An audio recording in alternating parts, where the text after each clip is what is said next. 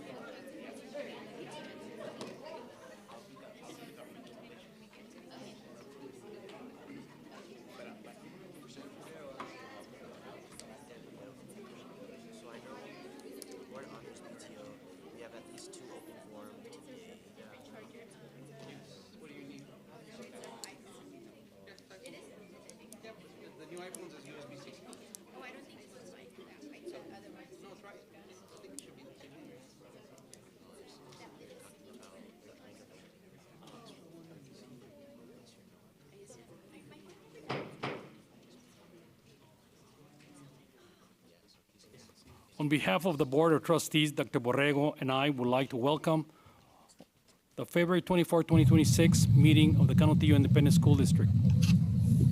We are grateful on the continued partnership among our trustees, our Superintendent Borrego, district leadership, staff, student, families, and community members. Your engagement and commitment to excellence plays a vital role in the success of our district. This evening, we will conduct important business on the district alignment with our vision and provide high-quality education opportunities for every student we serve. We remain focused on the student achievement, fiscal responsibility, and transparency. I would like to thank the superintendent, Dr. Borrego, the administration team for their leadership and preparation of the items before us tonight. Their dedication ensures that the board is well-informed and positioned to make thoughtful decisions in the best interest of our student and our community. The Canutillo Independent School District Board Trustee meeting is now in session. The time is 6:01.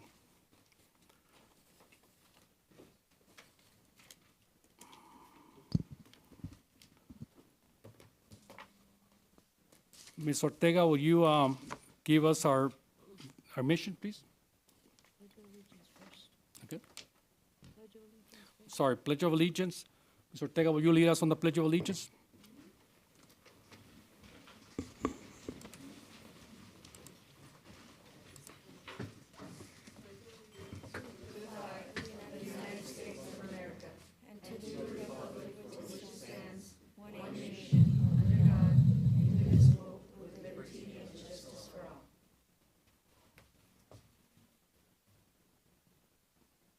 Honor the Texas flag. I pledge allegiance to the Texas, one state,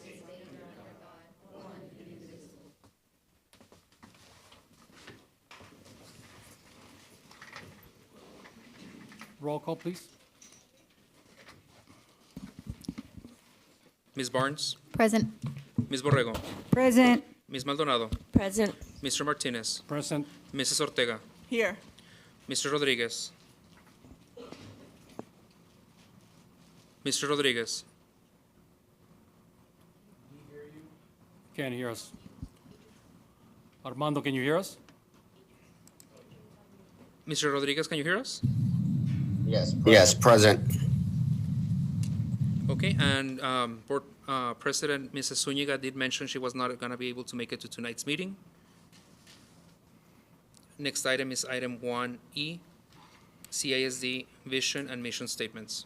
Ms. Ortega, would you lead us on the mission? And vision for Ms. Carrillo, she's not here. Ms. Barnes, would you lead us on that, please? The mission. Mission. We provide equitable opportunities to ensure our future-ready students are empowered to explore, learn, grow, and excel. And our vision, lead today, impact tomorrow. Thank you. Item 2A, recognition of student ISD parent-teacher organizations, PTOs, for the contributions they make to the successful operations of campuses in the district. Presenter Gustavo Reveles. Board President Martinez, members of the board, and Dr. Borrego, please join us in front of the dais to begin this month's presentation.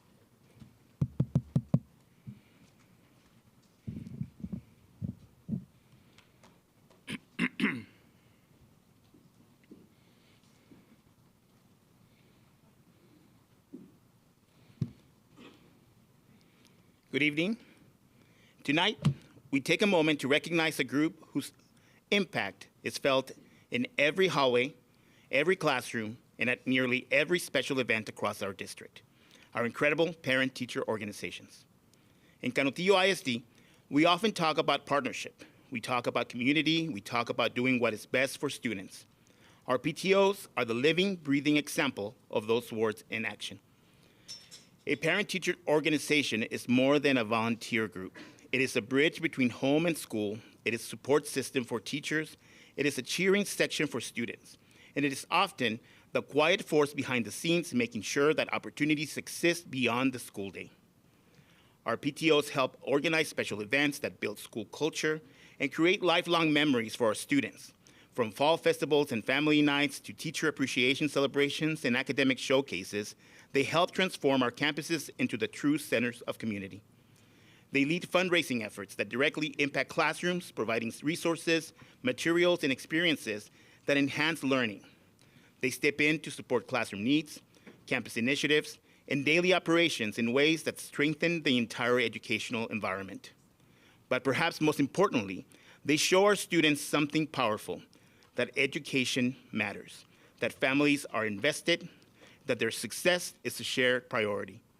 Their presence sends a message to every child. You are supported, you are valued, and your community believes in you. In Canutillo ISD, we are fortunate to have strong, active PTOs across our campuses. Their leadership, generosity, and commitment help us extend our reach and amplify our mission to serve every student at the highest level. To our PTO members here today, thank you. Thank you for your time. Thank you for your energy. Thank you for your partnership. And thank you for standing shoulder to shoulder with us in the work of educating and empowering our students. You are true assets to our schools and a vital part of what makes Canutillo ISD such a special place. Now, please help us in welcoming the PTOs from Canutillo ISD. From Canutillo Elementary School, we have President Andrea Armengal and her PTO members and principal. Please come up.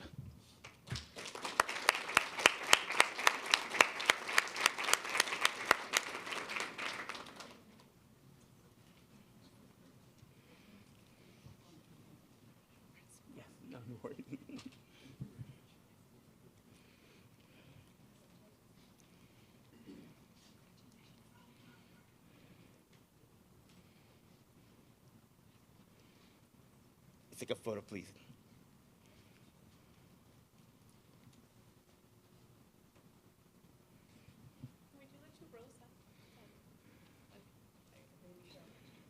baby shower. Ready? 1, 2, 3. From Childress Elementary School, we have President Homaira Rodriguez and her PTO members and principal. Please come up.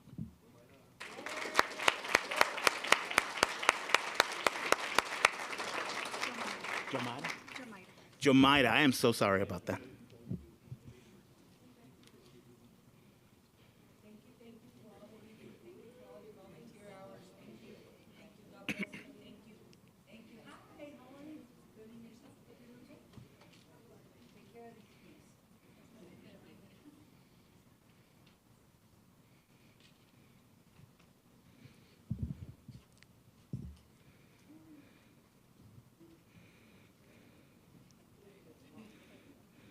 One, two, three.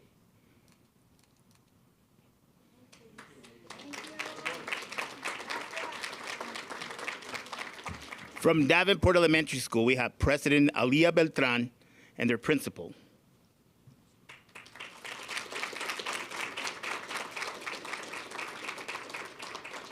Ready?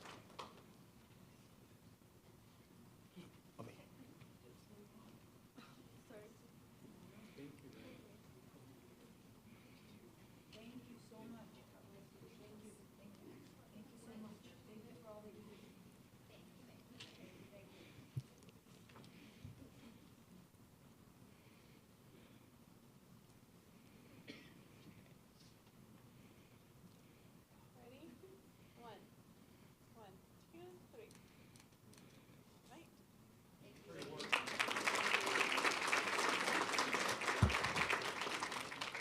From Damian Elementary School, we have President Mary Lou Villegas and her PTO members and principal. Please come up.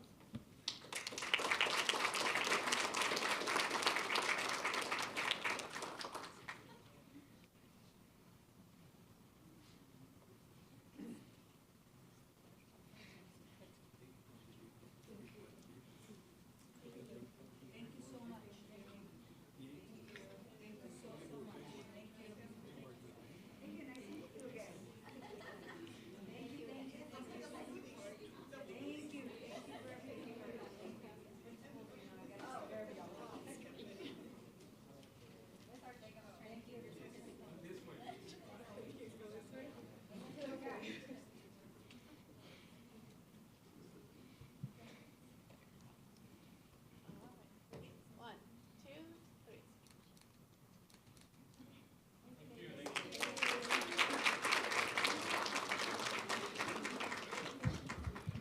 From Garcia Elementary School, we have President Goldie Monarres and her PTO members and principal. Please come up.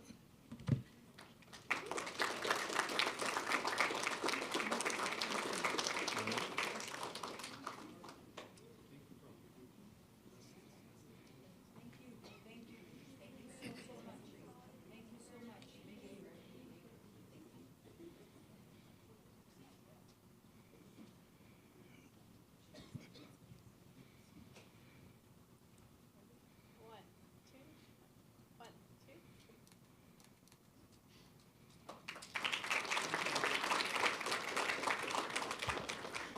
From Reyes Elementary School, we have President Karina Perez and her PTO members and principal. Please come up.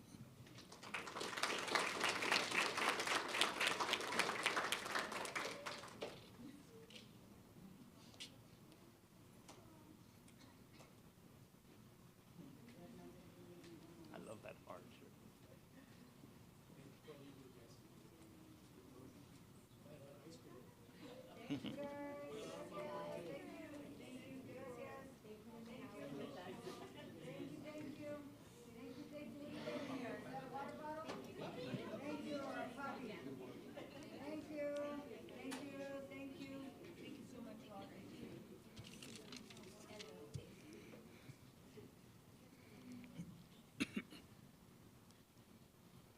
All right, let's even it out. Can we have more this time?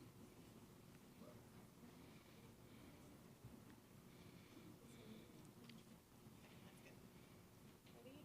One, two, three. From Canutillo Middle School, we have President Veronica Iglesias and her PTO members and principal. Please come up.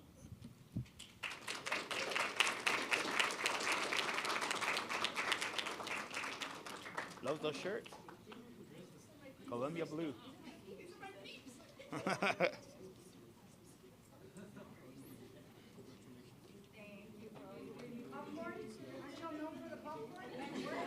Ándale, esparza. I can't cheat it. I can fake cheat.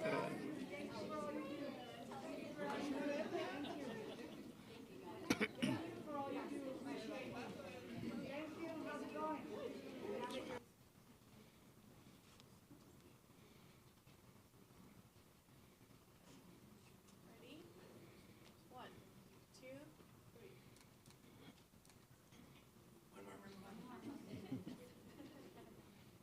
3.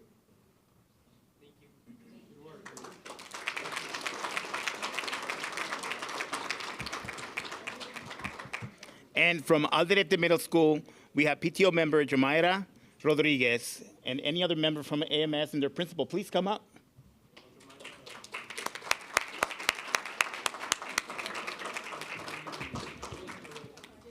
Ms. Rodriguez is pulling double duty.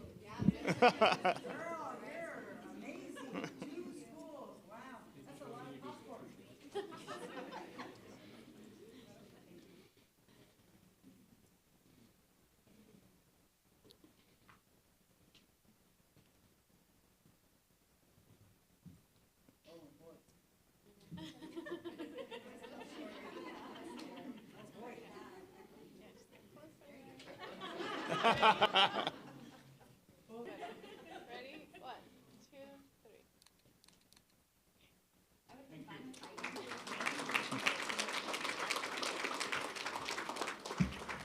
I want to note that both Northwest Early College and Cantillo High School have strong parental components. They couldn't be here tonight, but we also want to recognize those involved parents from both CHS and Northwest Early College. Principals are yours.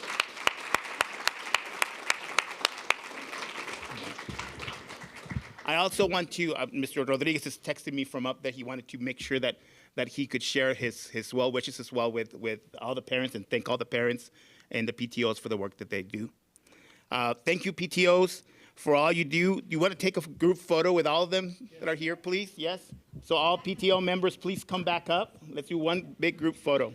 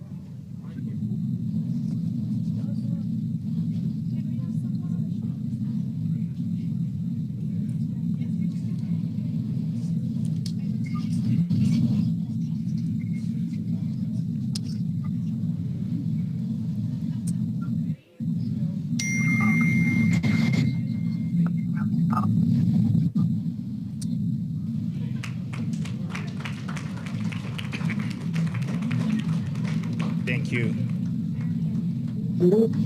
Thank you, PTOs, for all you do to make Canutillo the best small school district in Texas. And I want to challenge the gentleman to come step up to you and come up and be part of the PTOs. But Board President Martinez, members of the board, and Dr. Borrego, this concludes this month's presentation.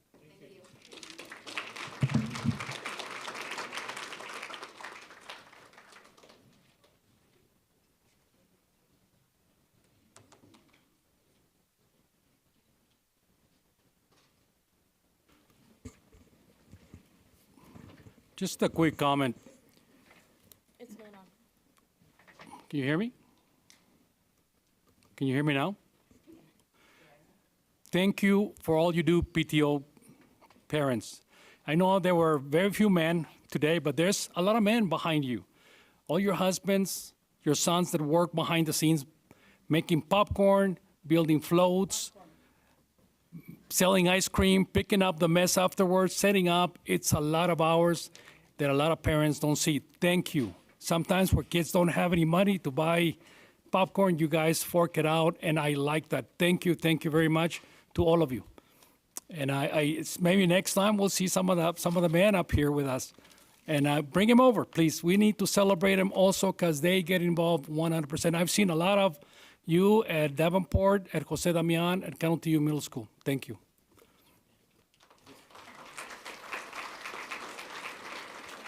Parents, I'd like to address everyone that's here this evening. On behalf of the district, we are incredibly grateful for your support. Estamos sumamente agradecidos por su apoyo. We cannot do this work without each of you. The investment that you have done in your students and that we collectively pour into our students, that means a tremendous amount, and so we're grateful for you being involved. Estamos sumamente agradecidos que están involucrados en la vida de nuestros hijos y estamos, como le dije, agradecidos porque están haciendo una inversión. Entonces, seguimos adelante, seguimos unidos. We'll continue forward and we'll continue united. Thank you for everything. Muchas gracias. Thank you, Dr. Borrego.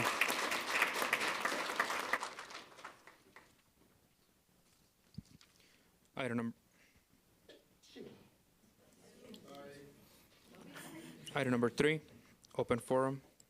Any person wishing to address the board during the period reserved for public comment at a board meeting must sign up to be heard in accordance with District Policy BED Local. Each participant will be limited to 3 minutes to make comments to the board. The board is not permitted to discuss or act upon any issues that are not posted on the agenda for tonight's meeting. For further information on these policies, contact the superintendent's administrative assistant. And Mr. President, we do have 3 people, community members that signed up for tonight's meeting. The first one is Mr. Jacob Lozano. He's a senior at Northwest Early College regarding item 6A, Senate Bill 11 resolution.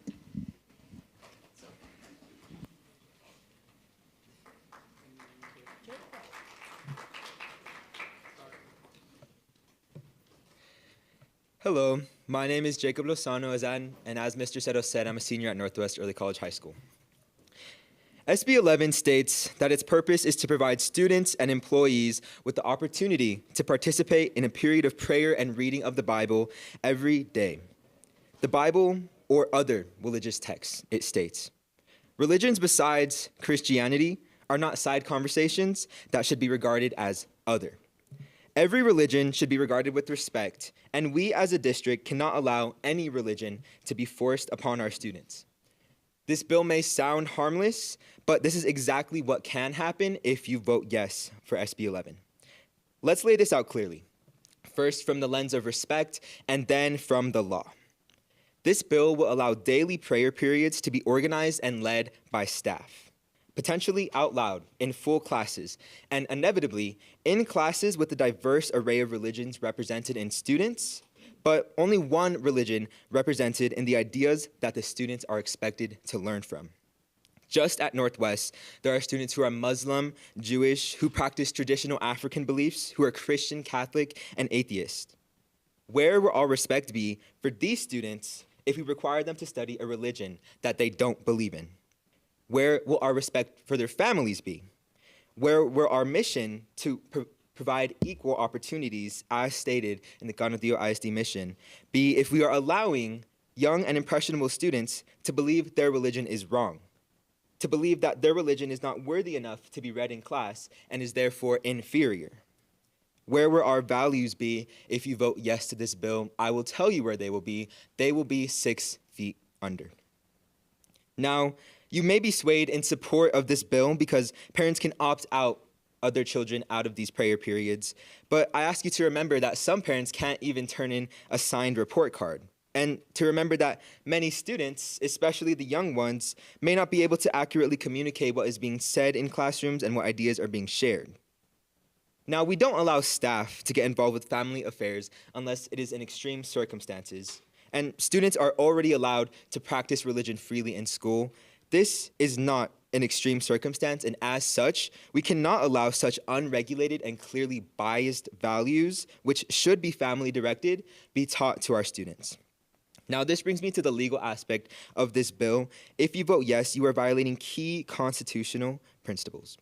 Under the U.S. Constitution, parents have the ultimate authority to direct the moral and religious upbringing of their children. Public school employees are prohibited from engaging in religious exercise with students, and individuals, not the government, are supposed to be able to determine when, how, and where they practice their faith.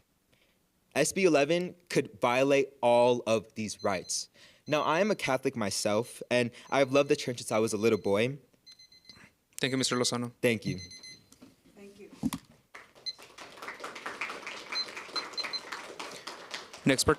Next participant is Ines Andrade, also regarding the implementation of Senate Bill 11.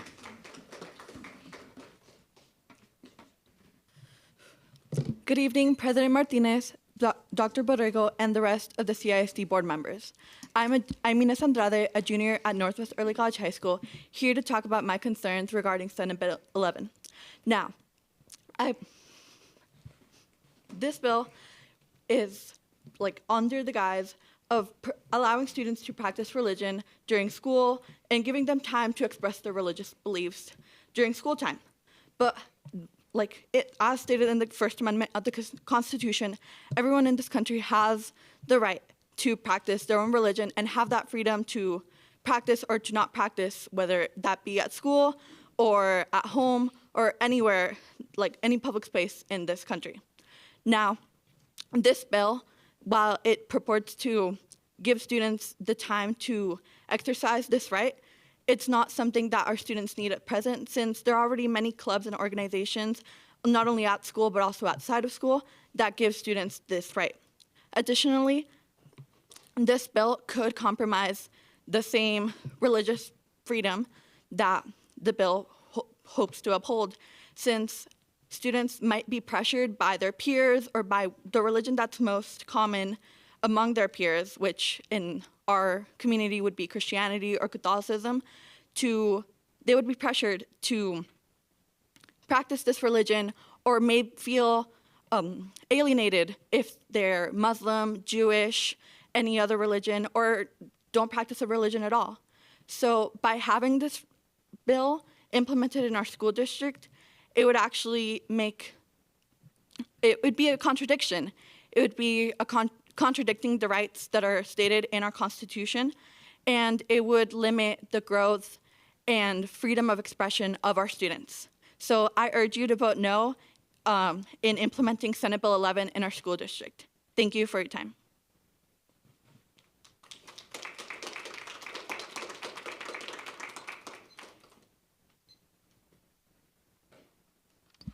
Next participant is Mr. Gabriel Conchola regarding the scholarship presentations.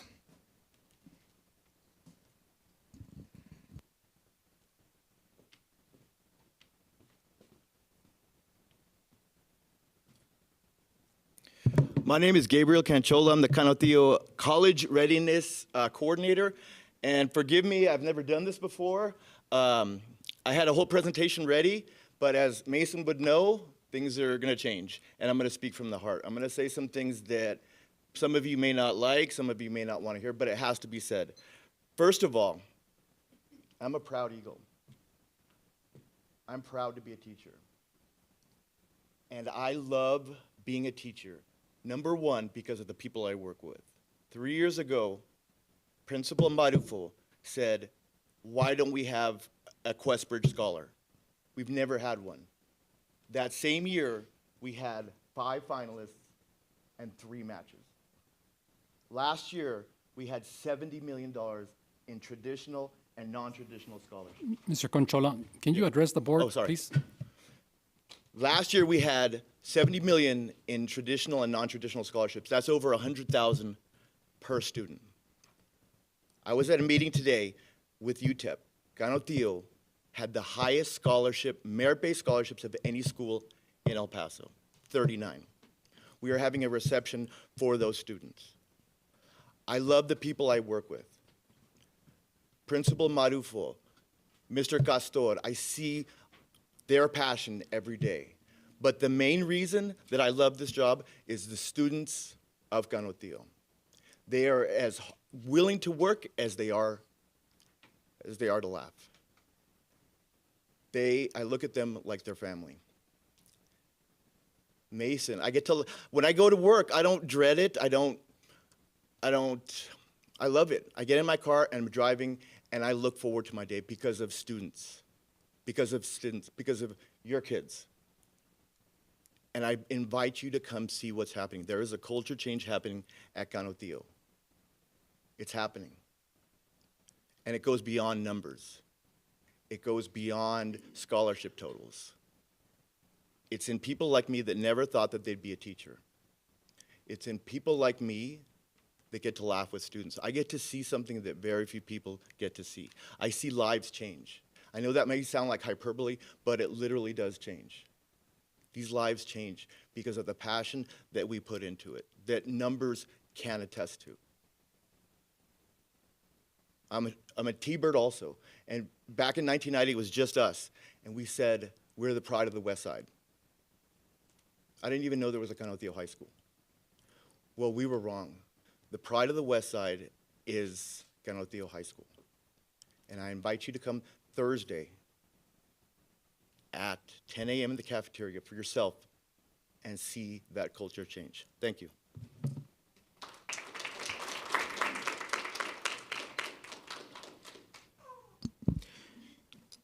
Mr. President, I do have two more students who wanted to address the board. Their emails came in during our outage. The first one is going to be Miss Ana Sandoval Aguilar.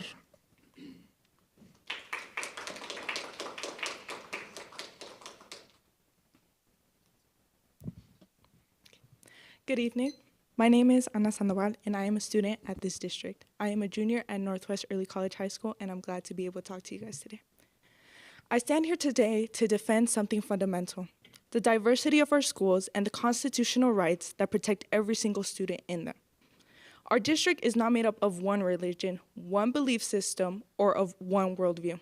It is made up of Christians, Muslims, Jews, Hindus, and people that don't even practice religion. That diversity is not incidental. It is a defining feature of public education. It is what prepares us to live and lead in a pluralistic society. The First Amendment of the United States Constitution is clear. It protects the free exercise of religion, and it prohibits the government from establishing or promoting religion. Public schools are government institutions. When a school organizes or endorses a prayer period, it steps into territory the Constitution was designed to prevent. Even if participation is labeled optional, we must be honest about reality. Students are deeply influenced by environment and by others. When prayer is organized by the school and potentially encouraged by authority figures, students may feel pressure to conform. No student should have to choose between their beliefs and their sense of belonging. Constitutional rights exist to protect minorities, not just majorities. They ensure that no one is marginalized because of their faith or lack in it. If we compromise neutrality, we risk compromising equality. Public schools must remain a place of inclusion, and it should never become a place of division. Places of learning, not religious endorsement. Places where every student, regardless of belief, stands on equal ground. I urge you to protect our diversity, protect our constitutional rights, and protect every student within your district. Thank you.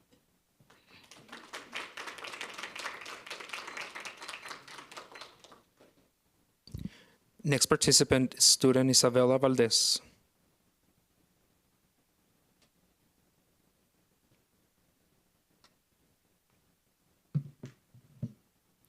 Buenas tardes, mi nombre es Isabela Valdez y soy estudiante de Junior Year en Northwest Early College y quería hablar acerca de la situación. Lo que quería mencionar es que, como todo el mundo ha dicho, ahorita los estudiantes que han dicho, nuestra comunidad es basada en inclusión, en equalidad, y hay mucha gente, no nomás solo de una generación, no solo es de un background diferente, hay mucha gente aquí y no podemos, como escuela, como distrito, no podemos forzar una sola cosa que está bien. Así como nuestra escuela, nuestro distrito, en cualquier parte del mundo, de Estados Unidos, no podemos incluir, los maestros no pueden platicar acerca de política, tampoco podemos mencionar religión, no podemos enforzar algo que no es algo que podamos nosotros, porque tenemos muchas diferentes opiniones y cada uno de nosotros. En caso de que se llegue a aprobar, lo que se debería hacer es incluir un espacio que no solamente sea para un tipo de religión, en caso de que sea un espacio donde cualquier tipo de persona, cualquier tipo de religión se pueda practicar sin tener que ser discriminatoria y ni enforzar a otras personas.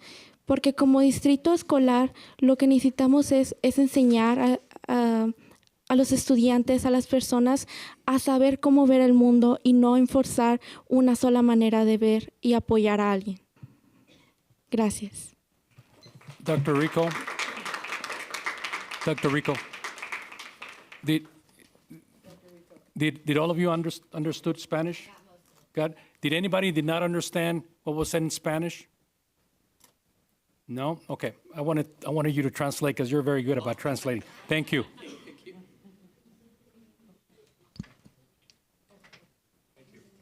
Thank you. Mr. President, that concludes open forum for tonight. Next is item number 4, public hearing. Item 4A. A public hearing will be held on February 24, 2026 regarding the 2024-2025 Texas Academic Performance Report, TAPER. The public will be invited for public comment. Presenter, Ms. Jessica Harrison.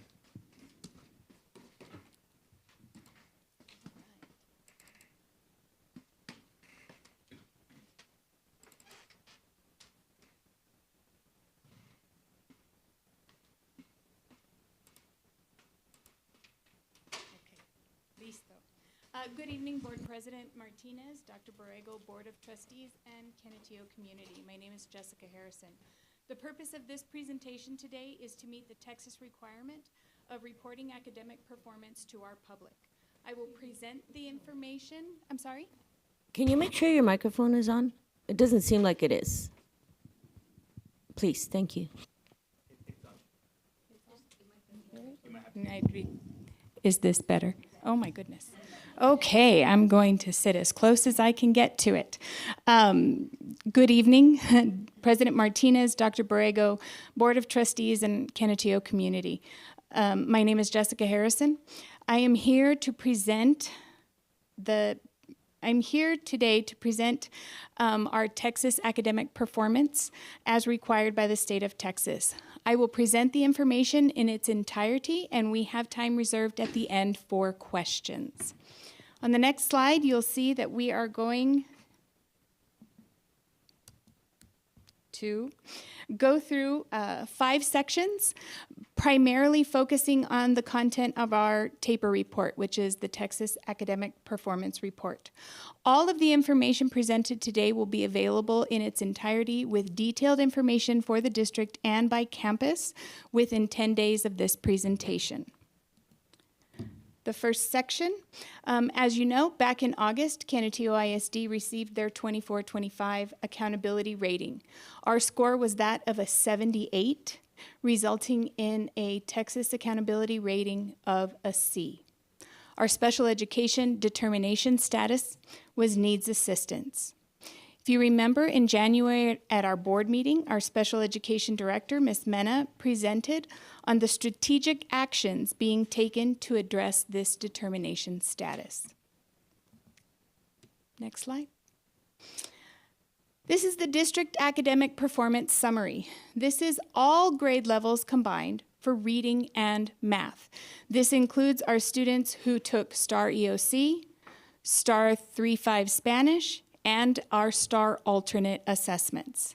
We focused heavily on increasing meets and masters performance, but that continues to be an area of great opportunity. The district is addressing these needs through leveraging high-quality instructional materials, Google Classroom support to ensure access to resources, through instructional rounds district-wide to support campus leaders in instructional strategies. The district is also providing ongoing implementation and internalization training for campus leaders and teachers to support PLCs. Ongoing district professional development. On the next slide, you'll see the district-wide performance in science and social studies. In science, we saw an overall increase of 4% in our meets performance and 2% in our master's performance. On the next slide, we see our elementary campus performance in reading and math. Deanna Davenport this year raised their campus rating from a D last year to an A. Our Reyes Elementary returned to their A-rated status, seeing increases in performance across all levels in reading and math. Elementary principals report that they are using this 24-25 data to inform instruction, focus PLCs, implement HQIM with fidelity, provide teachers with continuous feedback, tutoring and enrichment for students.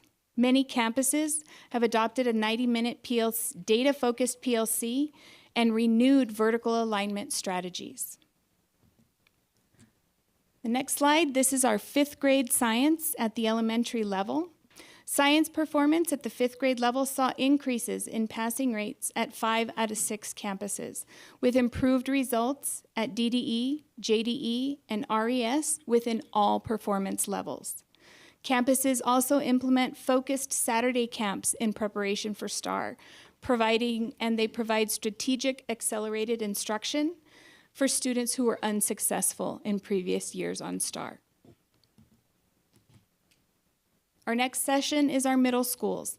Our middle schools saw a combination of increases and decreases, with math continuing to be the area with the most need. Principals are implementing homework huddles, tutoring after school, Saturday camps, and intersession services to support closing the student learning gaps. PLCs are focused on data-driven instruction. Walkthroughs target Tier 1 instruction, and increased training and support for our special populations teachers. This is our middle school campus performance in science and social studies. We saw slight decreases in some of our performance, except for a 2% increase in the master's level science at AMS. The next slide is our middle school performance on end-of-course exams. As you know, these are high school courses being offered at the middle school level. In 24-25, both of our middle schools saw 100% passing rates in English 1 EOC. They did very well. In Algebra 1 and English 1 at both campuses, with Alderete Middle School having 100% students meet grade level in English 1, and CMS very close with 96%. They continue to focus on seeing 100% passing on these two subjects and increasing the meets and masters performance. Moving on to our district end of course. District end of course performance remains stable within passing rates in most content areas. We continue to focus our efforts on meeting grade level and mastering grade level. The top performing EOC subjects remain biology and US history. Algebra 1 this year saw slight increases in their meets grade level and master's grade level performance. The district passing rate for EOC English 1 remained stable. We saw a slight drop in English 2. But we see 5 to 6% drops in passing and meeting grade level in English 2. English 1 and 2 remain two of the areas where we have the most opportunity for growth and improvement. This next slide breaks down our EOC performance between our two high schools. Performance at CHS in Algebra 1 and Biology showed stronger performance with increases at the meets and masters level. US history remains strong. Northwest Early College High School reports using an emphasis on primary sources and higher level questioning in social studies. Math is applying differentiated levels of assignment based on student performance. English is using targeted interventions and individualized feedback and rigorous teaching methods, such as Socratic Seminar, to improve their performance. On the next slide, you'll see this is English 1 and 2 performance broken down across both high schools. CHS reports intervention classes where students are scheduled with TIA designated teachers for those who are struggling. Supportive coaching cycles and PD opportunities are being provided for teachers. Students are invited to Saturday EOC academies, intercessions, and summer school services. MTSS is being used to support our struggling students. The next slide, you'll see the performance of our emergent bilingual population and our students who are enrolled in our bilingual programs, as compared to how our district students are doing. We see slight decreases in performance levels of our emergent bilingual students for the 24-25 school year. However, our bilingual students increased their passing rates and meeting grade level, also allowing consistent master's performance. Students who are emergent bilingual are supported by academic tutors, strategic interventions, increased parental engagement opportunities to bring them into the conversation and support their academics. The next section focuses on our TELPAS scores. The TELPAS test looks at how students are progressing in learning the English language. This slide separates our students who are in grades kindergarten through second grade, and then our students who are in grades 3 through 12, and it looks at the composite performance of how those students are performing in developing their English skills in reading, writing, listening, and speaking. The TELPAS yearly progress shows us how students are improving and how many levels of proficiency they are increasing each year. We have the bulk of our students who are seeing at least one proficiency level increase for the 24-25 school year. We had some students who made 2 levels of yearly progress. We did not have any students that saw 3 years of yearly progress. Many campuses, like Bill Childress and Reyes Elementary, host TELPAS Saturday camps. This year, Reyes held an initial TELPAS parent camp where they brought parents in and showed parents what the TELPAS test looks like, had them really engage with what their students are doing in order to show their English proficiency. Our secondary students are using Summit K-12 as an online supplemental curriculum. Our secondary students are also using a program called LIFT, that is an academic language and literacy skills program. There were parental engagement watch parties that covered content for TELPAS and STAR held this year.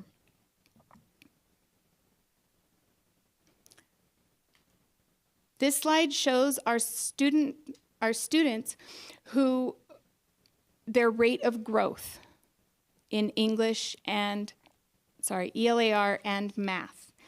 We saw steady progress. And then the bottom part of the chart shows our House Bill 1416 students. Those are the students who previously were unsuccessful on a STAR assessment and how they are progressing in meeting those requirements. We give thanks to our ACE program that supports these efforts after school at many of our campuses. This next slide, we want to extend great appreciation and thanks to our parents for ensuring that our students are present on assessment days. For spring 2025, we had 100% attendance and participation in all our state testing, which is excellent. We thank you, parents. Now we get into district graduation profile. This data does represent our class of 2024. As you know, this data is often lags because of the collection of information once students separate from our schools.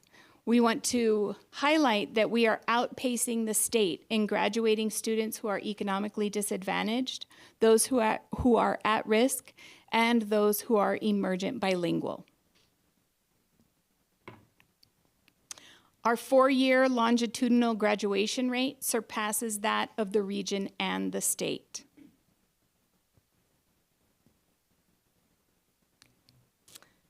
This is our 24-25 CCMR profile. This is based on our graduating class of 2024. Shortly after this presentation, C&I will be giving an update on current CCMR performance for the class of 2026. We are outpacing Region 19 and the state in graduating students who are career ready. At Northwest, high levels of instruction support students in TSI success. Frequent boot camps and regular testing opportunities ensure that they meet their goal of 100% CCMR success. At Canutillo High School, they are implementing increased strategic TSI testing opportunities this year, higher focus on AP success. This next slide shows us our students once they leave us. So this data represents the class of 2023 and where they went once they graduated. We have 118 students who went to a 4-year university within the state of Texas. We have 4 students who are confirmed to have gone to an independent or a private college or university. 98 of our students continued their education at a 2-year public university. We have 261 students who were considered to be not found. And what that means is that they either directly entered the workforce or they chose to attend a university outside of the state of Texas. Slide. Canutillo ISD is one of the first districts to have a fully approved teacher incentive allotment program. Later this spring, we will submit our renewal program after having our 5th successful year. We have a phenomenal group of TIA designated teachers, and our numbers are rising every year. Just earlier this month, we received data validation on 54 new designations, 30 of them being brand new first-time designations, and 24 of our teachers were successful in leveling up their designation. This raises our total number of TIA designated teachers in our Canutillo classroom to 167.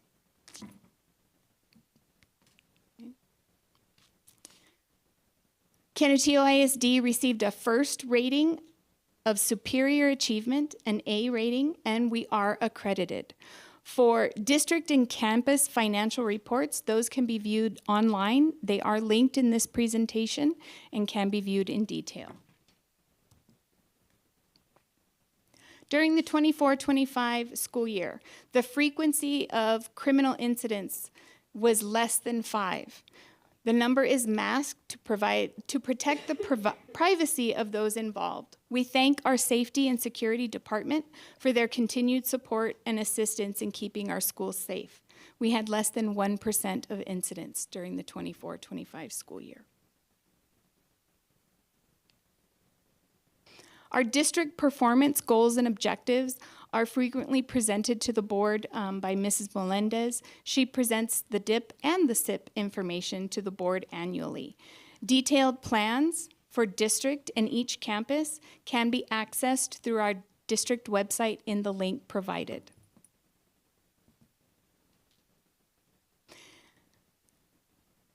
This last section is section 5. This is 24-25 progress on House Bill 3 goals. This is the last update you will receive on the House Bill 3 goals because, as you know, the 89th legislature changed the format in which they are reported. Shortly after this presentation, Curriculum and Instruction will give an update on how we're progressing on the new board goals this year. At this time, that brings us to the end of the public presentation, and we now have time for any questions or comments from the board and from our public. Thank you. Any comments?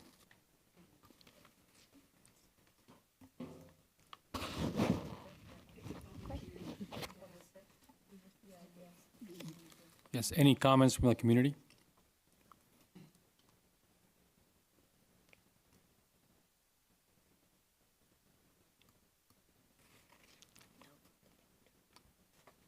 Anyone from the board? Mr. Chair. Mrs. Barnes, go ahead. Sorry, you knew I would have questions. I apologize. You're okay.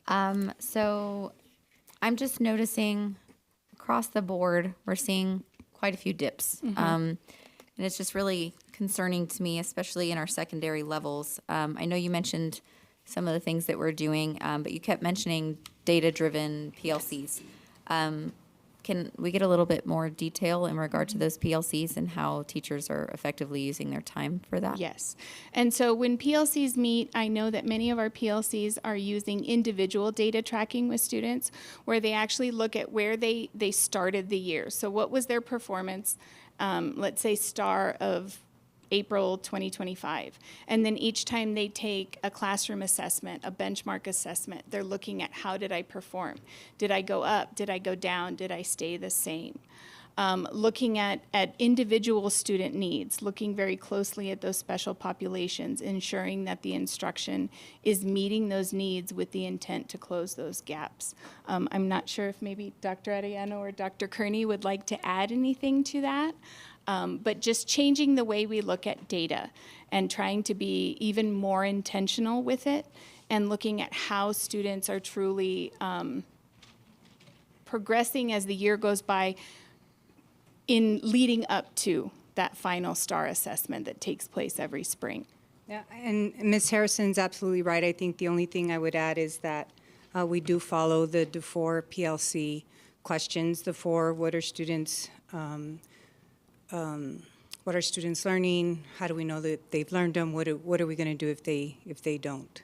And so that's that. We have a PLC handbook that's a district guarantee, and so we do recognize that we need to improve in that area, and so definitely that's something that Dr. Borrego is a vision is really internalizing the lessons during a PLC. So that's the work moving forward to address those needs. I can add to that, Ms. Barnes. So we're also looking to create district tracking systems to create heat maps so teachers can have a longitudinal kind of heat map for what students, how they're performing on different TEKs. It's going to be trackable at all levels, district office, campuses, teachers, and so we'll be able to pinpoint where support is needed, and we can send our resources, and they can be, they can get there quicker. Yes. Just really quickly, and I know I've said this before, and I know you're already working on it. I see that you're visiting classrooms. But I'm going to say it again, just principals have got to be the instructional leader of the campus, and they have to be in every one of those PLCs. They can't step out for 5 minutes to deal with the parent. It has to be sacred time. They have got to be a part of that instruction. And then central office has got to do those walkthroughs to ensure that those conversations are having place, so it all becomes common conversation amongst everybody. It's common talk. Yes, So- ma'am. And I know you've heard that from me before, ma'am. but I can't stress that enough. Absolutely. Thank you. Trustee Borrego, I'd like to address that. So thank you for that. I've met with my leadership team, and each of us have met with our principals, and they have assured us that they are planning their, elbow to elbow, knee to knee with our teachers. And so moving forward, that's the expectation. That's the standard we're setting as a district. And so I know our principals have committed to being there and being available. And so we will see that push district-wide. Mr. President. Yes, ma'am. So I have a parent concern comment, okay? The devices, the computers. I can see high school students having the mental acuity to stay focused, during those lessons and not going to other, YouTube, other areas. I'm concerned about our middle school students. I think the elementary don't know really that it's there and how to use it, but the middle school students, I think, would be very distracted with their devices when it comes to English, when it comes to doing math on them. And I wonder if going back to maybe a middle ground where you're having some paper and pencil and some computer use as well. Okay. So I know that we have a middle school principal or two here. If maybe they'd like to come up and discuss that. I know that I have a middle school student, and he does a combination of paper, pencil, and online technology. Our IT department will probably talk a little bit about the protections we have implemented here in a second, so I'll pass the baton to Dr. Rico. Sure. And once again, this is directly to us. It's open forum, and it directly needs to go to the superintendents primarily. Yes. So I can address this question. So part of the responsibility as students get older, we give them more and more responsibility, right? We know that the assessment is given online, and so they have to familiarize themselves with the format. I know that teachers are actively monitoring. We do have something called Screen to Scratch, where students are working out problems on paper first, and then sometimes they'll transmit it onto the actual computer. And so as they develop, we're looking to create agentic learners. And what that means is that we're giving more and more responsibility to our students, because as they progress to high school, the responsibility will increase as well. Ultimately, we're looking to create students that can self-manage, that are self-aware, they can move their own learning forward, and they'll be able to do that by the time they hit college. And so essentially that's what we're doing, right? We're increasing responsibility while we're monitoring that. So I'll defer to Dr. Rico if he has some of the safeguards our IT team has put in place. Sure. President Martinez, Superintendent Borrego, and the rest of the board, good evening. So we do highly control what's on our machines and also work closely with teachers and principals. I know we've done very a la carte type of blocks. We get requests from teachers all the time that says exactly what you mentioned. I have a group of students and there's 3 that can't seem to do what we're asking them to do. We have safeguards and controls with their filters as well. I won't mention the name of it for security purposes, but there is a specific filter on those machines that regulates not just what goes on in school, but also what goes on at home, right? We also saw it important that we shut down any connectivity after a period of time. I was in college when we would do the all-night binges, but it's not healthy for a child who's developing their brains to stay up to 2, 3 o'clock in the morning doing their work. So those safeguards are there so that we can protect our children even when they take it home. We battle YouTube as they are looking for YouTube to disable some of these safeguards. The good thing is that our team, who stands behind me tonight as well, due to these internet outages here, but it does a great job at not just having a blanket type of protection for the district, but also to listening to the concerns of teachers at any given time as well. Ms. Maldonado, go ahead.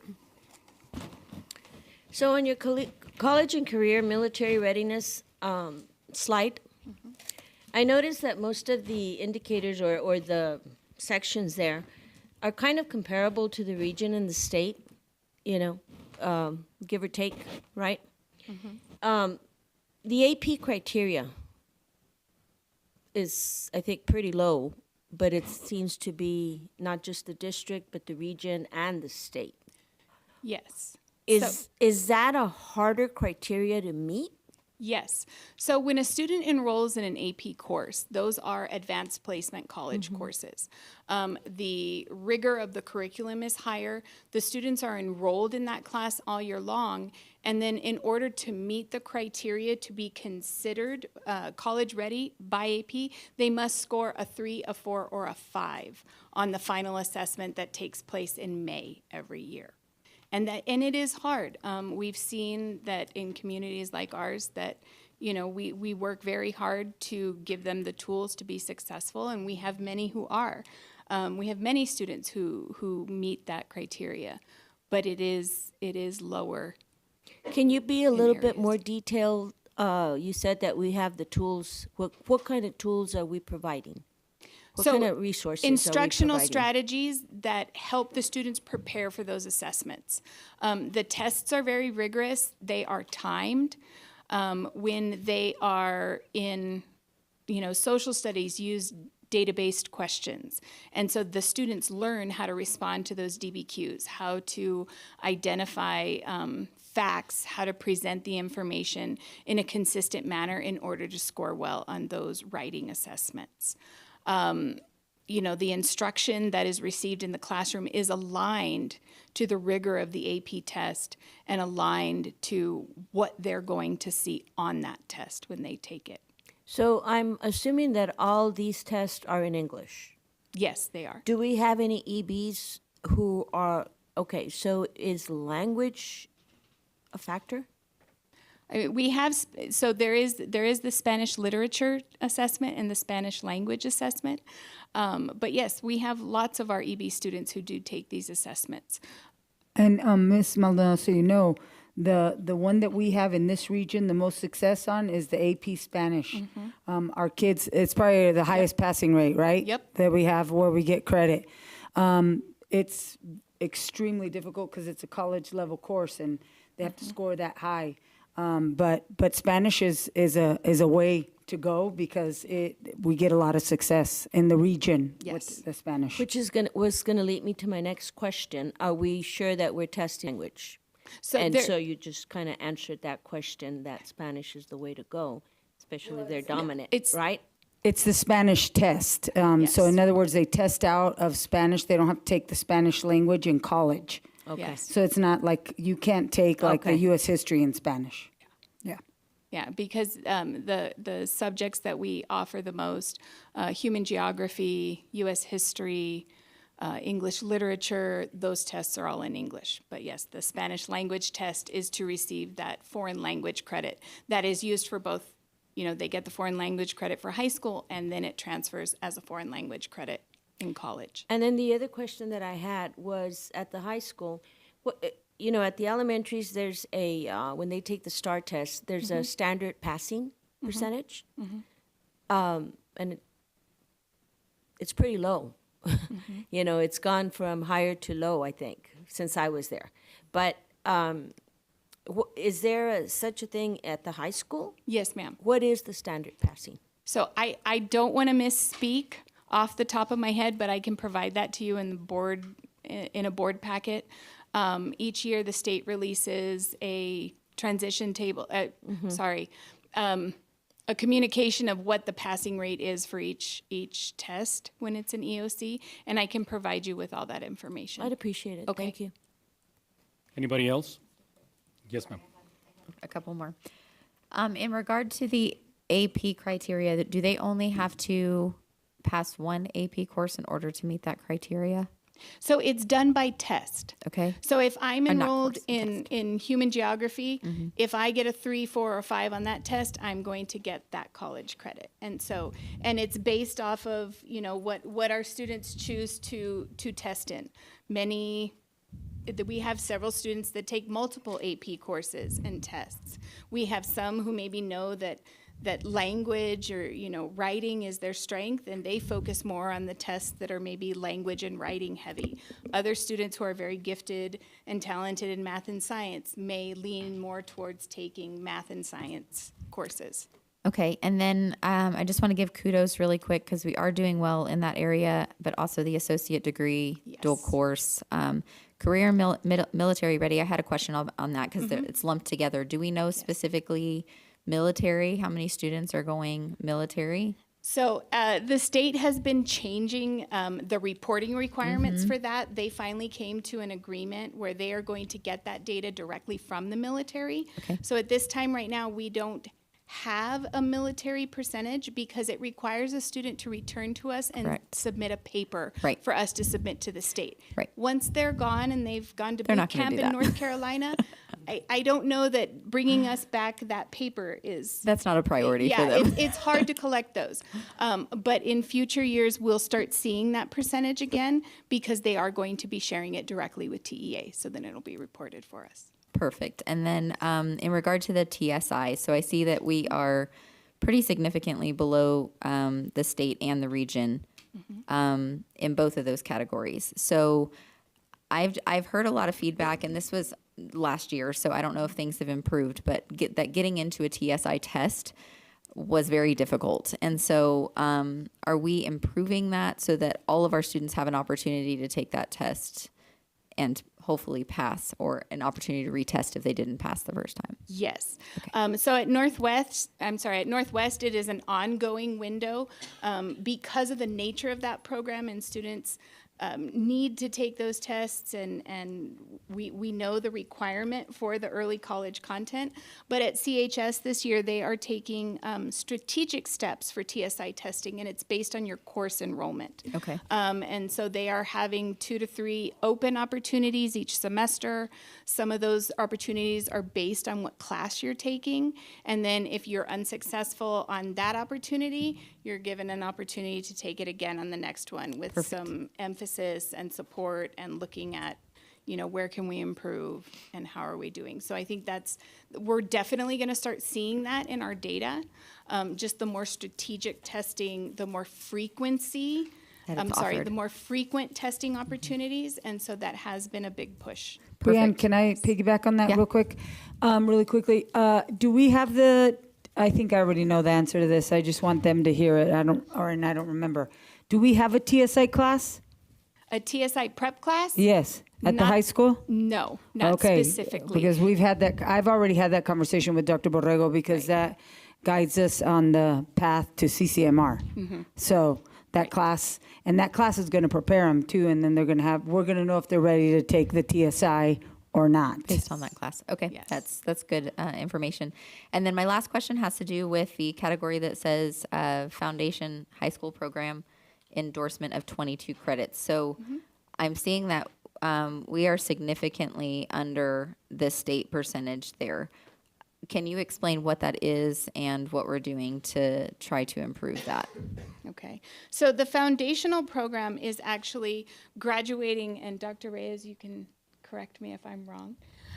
It's graduating without the extra credits. So you actually don't want that to be high. Where you want to be high is in your distinguished level of achievement, the DLA, where we have the 361 graduates with the 80.2%. That's where we want the bulk of our students. Okay, so because we that want- actually requires 26 credits to graduate, whereas the foundational program is only 22 credits. That makes sense. Okay, so we're happy that that is lower. Yes, we are. Okay, that's good. And then in regard to the special education graduates, if I remember correctly from past years' presentations, we've kind of always struggled in this category, and we've been below state levels in this. Am I wrong in that statement? We are graduating our special education students. That number can be a little bit, that's the percentage of that graduating class. Right. That's not like the number that graduated. That's just the percent. And so it's going to fluctuate based on your enrollment in special education. But I'm saying percentage-wise, have we been below the state? I feel like I remember that being the case, but I might be I can incorrect on that. provide you a side-by-side. If you don't mind, in a that'd be Thursday great. packet, just looking at maybe Oh. the last 3 years. Sorry. Thank you. Yes, of course, you're very welcome. Hello, President, Board of Trustees, and Superintendent. So yes, with the last results-driven accountability presentation that I had provided, our spotlight was within our graduation. So we did an amazing job with our graduation rate and getting our kids to be college career ready. Perfect. Thank you. I You're appreciate that. welcome. Yes. And that I am Any more actually done questions? this time. 'Cause I No, have I'm one. good. Dr. Borrego, I know I've sat in the back with the audience back there for quite some time. And over time, I've seen very little improvement in the middle school level. Over time, it's been, we've gone up a couple of points, come down a couple of points, very consistent. So and my question is, are we preparing our elementary kids to be ready for the middle school? I know when they get there, there's so much energy, they're running around, jumping and doing many things. And I know they're coming from a smaller school. All of a sudden, they get to know new friends and things are flowing very different. My question, what can we do in order to improve the middle school level? What is your plan for us to maybe in a couple of years we can see a difference in the rating? Yes, sir. So it's not a one-size-fits-all approach, right? When you're looking at academic programming, you're looking at developing teacher density, developing the coaching density on the campus amongst the leaders. So that's your principal, your assistant principal. One of the things that we've recently changed, we have a new principal at one of our middle schools, and we feel the principals we currently have now at both of our middle schools are dynamic leaders, and so they're setting the foundation. They're looking at that master schedule. They're making sure that there's alignment between the different groups for vertical alignment between different subjects and content so teachers can collaborate as they pass from grade level to grade level. They're looking at historical data, but also that's just the academic approach. We're also looking to increase our offering for advanced courses, and we're also looking to increase our extracurricular activities for our middle school. As you know, they say an idle mind is a dangerous place, right? And so it's not a one-size-fits-all approach, but I know that we have all hands on deck. We're currently looking at our middle schools because we know that's an area, and we've already started putting the foundational pieces with the right leadership in place, and I have full confidence we will turn that around. Thank you, sir. Yes, sir.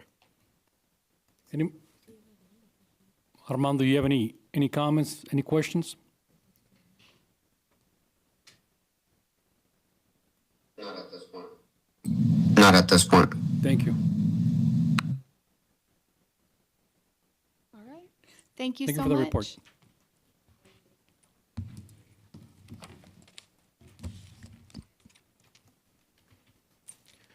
Item 5, special presentation.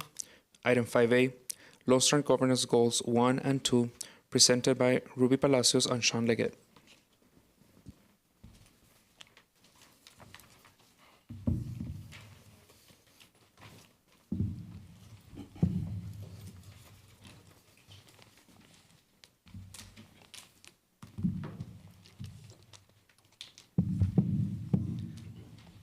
Good evening, President Martinez, Dr. Borrego, Board of Trustees.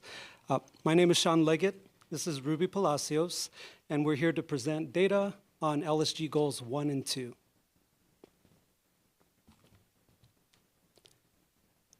House Bill 3 set an expectation for boards to review early childhood literacy, early childhood mathematics, and college and career military readiness data, to review that data and keep track of that to ensure that our students are progressing at an appropriate rate.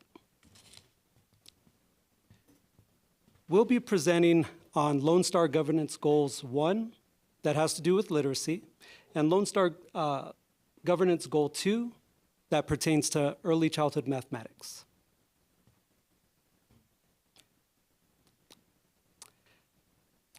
For literacy, the Lone Star Governance Goal is set at the 3rd grade level. And so what we do is we track student performance from kindergarten up to the 3rd grade level when they take that first STAR test to determine if our students are progressing through those grade levels towards grade level performance in 3rd grade. Our Lone Star Goal 1 reads, the percentage of 3rd grade students reading on grade level will increase from 46% in June 2024 to 56% by June 2027. And so we set this 3-year goal for achievement, about 10 percentage points of growth. In the year 2024-2025, we were able to actually achieve that goal and hit a 56% student rate at meets grade level. This year, we aim to maintain that growth and hopefully push that growth a little bit forward. What I'd like to do is take a moment to review some of the data we've collected year over year at the middle of the year snapshot. And so we'll go through each grade level from kindergarten up to 3rd grade, and I'll explain a little bit of what the data holds here for your review. For grades K through 2, we look at 5 screening pieces of data that pertain to word recognition skills and language comprehension skills. And when you look at this data, you'll notice that we have the middle of the year data for last school year and the middle of the year data for this school year, and we're trying to identify year over year growth. We do see that our students have demonstrated growth in 5 out of the 5 domains that we're measuring. We work to target a 5 percentage point growth each year. And so you can see how we're standing in each of those sets of skills. On the next slide, you'll see data for our kindergarten Spanish performance. And we'll note that in this case, we're lagging our performance for last school year in 4 out of the 5 domains and holding steady in 1. Now, we did see some powerful performance in the previous school year in a couple of domains, and we will certainly work to try to match that performance as we continue on towards end of year. First grade found significant growth year over year. This is the 2nd year of double-digit growth thus far for this cohort of students. And so they are on track to surpass their goals in all 5 domains, as long as we continue with the good work that our teachers are doing up to this point. In 1st grade Spanish, we have a bit of a mixed result. They have made great gains in terms of reading fluency and reading comprehension. Those 3 percentage points are well earned. However, we did lose some ground in word reading and blending phonemes, and so we will continue to take a look and see how we can address that to bring that performance back up to our expectation. Second grade is also demonstrating significant growth year over year. What we are trying to target is, again, 5 percentage points of growth per year with a real target goal of having our students perform at 80% in all of these domains. And so we do have them trending in that area on reading accuracy, but we are seeing powerful gains in some of our areas that they've struggled the most historically, those being reading fluency and reading comprehension. Our students and our teachers are doing a great job to really begin to develop those skills. Overall, they are outpacing performance in all 5 domains. And in second grade Spanish, we're also seeing strong performance year over year, continuing their trend of growth going into this academic year. And we're working hard to maintain this growth into the end of the year. Now we move into our third grade STAR performance. And what we're looking at here is we have data on our STAR interim performance year over year. On STAR interim, our students did drop a bit from 49% to 47% of students at the meets level. This is our focus because we want to ensure our students are performing at grade level, and we did drop just a couple of percentage points there. However, when we look at our Renaissance STAR reading data, that data is showing a 2 percentage point growth. And so we can look at that as an average to predict student performance on STAR at the end of the year. As we look at the Spanish data for third grade Spanish, we see a similar trend, just a couple of points up or down, whether it be on the STAR reading assessment or the STAR interim assessment. These assessments predict student performance on STAR at the end of the year. They assume our students are growing at an average rate from the point they took the test to the day of the STAR summative assessment. And so we certainly work to strive to have above average growth from this point going in to improve these outcomes by the end of the school year.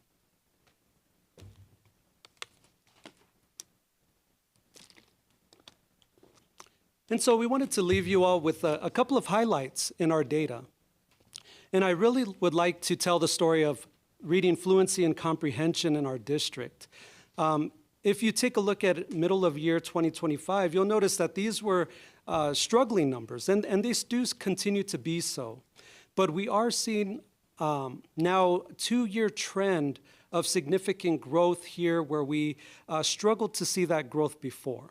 So I really do think our teachers and our students are working very hard to get that reading practice in that's going to help them develop this skill further. So we are looking forward to continued growth in these 2 areas that we believe will accelerate growth in the other areas of their literacy skill set. We would also like to celebrate 2 of our campuses and their performance on the STAR interim assessment. And so Bill Childress Elementary last school year had 47% of their students perform at grade level. This year, 60% of their students are performing at at the meets level on the STAR interim assessment. That's a 13 percentage points of growth year over year. And we are really looking forward to their great success as they continue their work towards STAR. We would also like to recognize Garcia Elementary School. They also saw strong growth interim year over year, from 39% to 47%, or 8 percentage points of growth. Again, generally speaking, we set our goals for third grade at about 3 percentage points per year, and these 2 campuses are really excelling and exceeding that expectation, and so we wanted to celebrate them at this time as well. we do have the next two slides just share with you some information. And we wanted to let the Board of Trustees know. Mr. Leggett, give it just a moment. I see that the principals from both Garcia and Childress are here. Would you please stand and be recognized?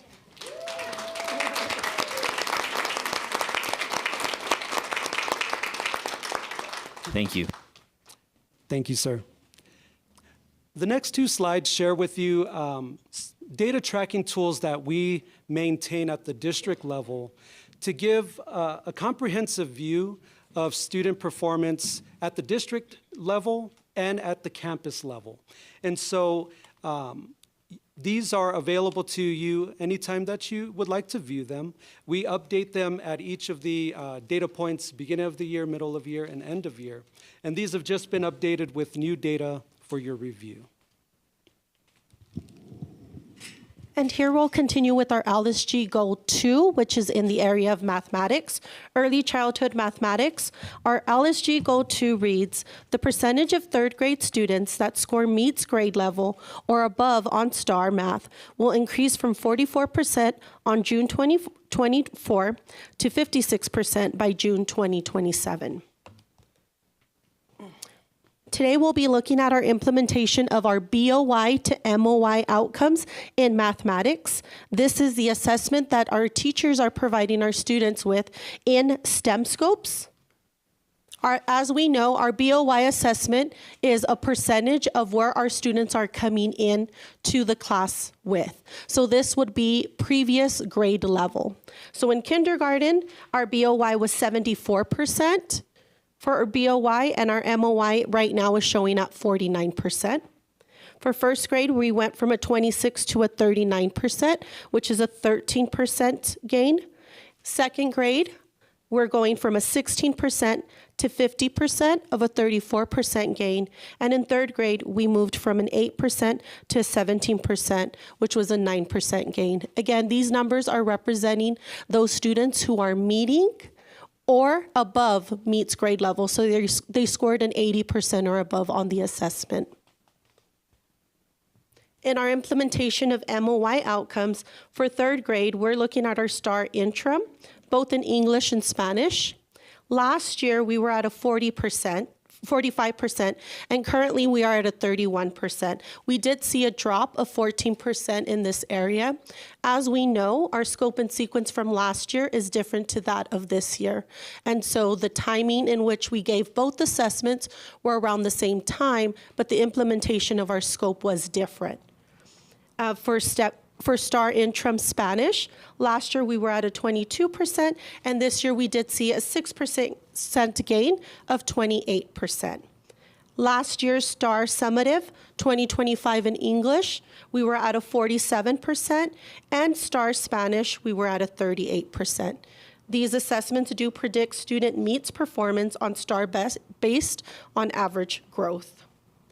Just like we did in literacy, we would like to highlight, in this case, we're highlighting our PLCs at each campus in which we notice the highest percentage of growth from our BOY assessments to our middle of the year assessments. For Bill Childress Elementary, we would like to spotlight their second grade PLC. Our spotlight teacher would be Ms. Linda Cardenas de Angel, who was able to bring her students coming in at an 8% meets or above to a 35% meets, a gain of 27%. At Canotillo Elementary School, we would also like to spotlight second grade, moving from a 17% to a 75 MOY, a gain of 58%. Today's highlight would be second grade teacher, Ms. Luz Barraza. BOY students, she had 0% of her students who came in at 80% or above, and currently for MOY, she has 88% of her students. At Deanna Davenport Elementary School, we also see our spotlight of second grade.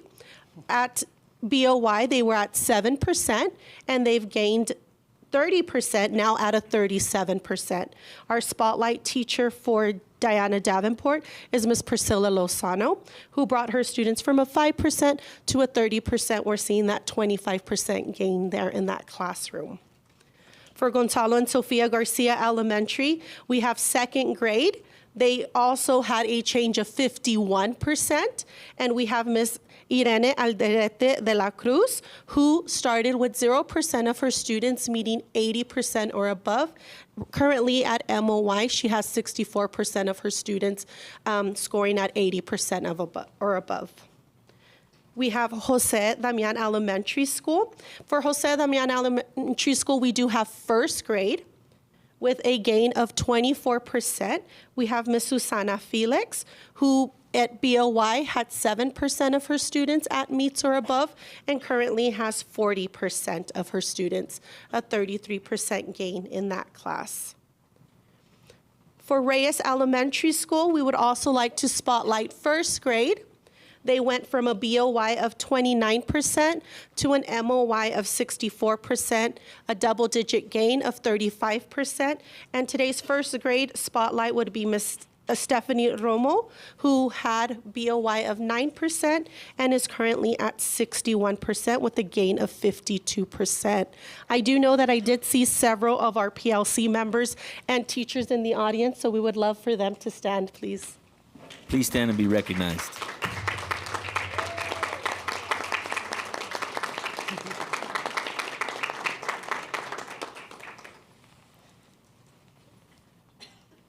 And just like we have for literacy, we also have our trackers which house all this data, and trackers in which we continue to update throughout the year with campus data and district data for your all's view.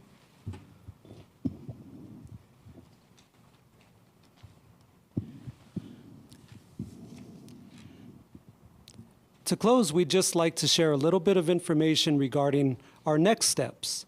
We've done a lot of work toward improving student outcomes. With Dr. Borrego's leadership, district leadership, we've begun to define what the next step is in our implementation to ensure that our teachers are well prepared to deliver the best instruction to our students. On one end, we are working very diligently to build lesson internalization tools to support our teachers and our campus leaders in doing a great job of internalizing the high-quality instructional materials we have on campus so that delivery is highly effective as well.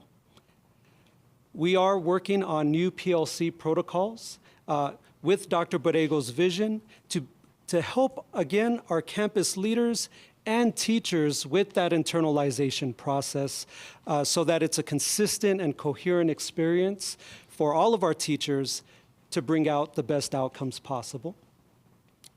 And we are looking to work on our walkthrough protocols to ensure that when we are walking into classrooms, we're able to provide our teachers with immediate feedback and support, coaching support, so that they're not waiting for that feedback. We can get that to them and they can begin to implement as quickly as possible. And so these are three items that we are very focused on improving in our district to support our teachers and our students. Go ahead, Ms. Maldonado. So I understand the BOY and the MOY, it's the same group of kids because you're going beginning a year to middle of year. But on the MOYs, when you're comparing MOY 25 to MOY 26, they're two different they're two different groups of students, correct? Yes, ma'am. And so in that view, we're really looking at teacher efficacy, Yes. right, to see if they're able to outpace their prior performance. I just wanted to clarify. Thank you. Yes, ma'am. Mr. President? Go ahead, Ms. Ortega. Congratulations on all your hard work with the English. We really, we met our goal already, so we're already there. So that's great, and and your dedication and keeping it there for the next year. Thank you for all your hard work. But my concern is with the math. The math, it really seems like, so if our goal, actually we dropped more because it was 44% in June 2024. And I believe now we're between 28 and 31%, if I'm correct. Our summative for third grade last year was 47%, so we did have a bit of an increase there. Yes, ma'am. 47%. Thank you for that information. Yes, ma'am. So we have work to do in that area. in our Absolutely. math area with our students. And so what are some of the techniques that you're going to be using to achieve those goals? So currently this year we did move our efforts to provide the 5E model within our classrooms. So we did go 100% with our high quality instructional material of STEM scopes. And so that was something that we moved forward with this year. And we're continuing to look at our current curriculum and those that are out there that have also been approved through the EMER process. Anybody else? I'm just a little confused because I thought math was the strength. So what are you looking at? The one that they present, and you're comparing it to the what Ms. Harrison provided?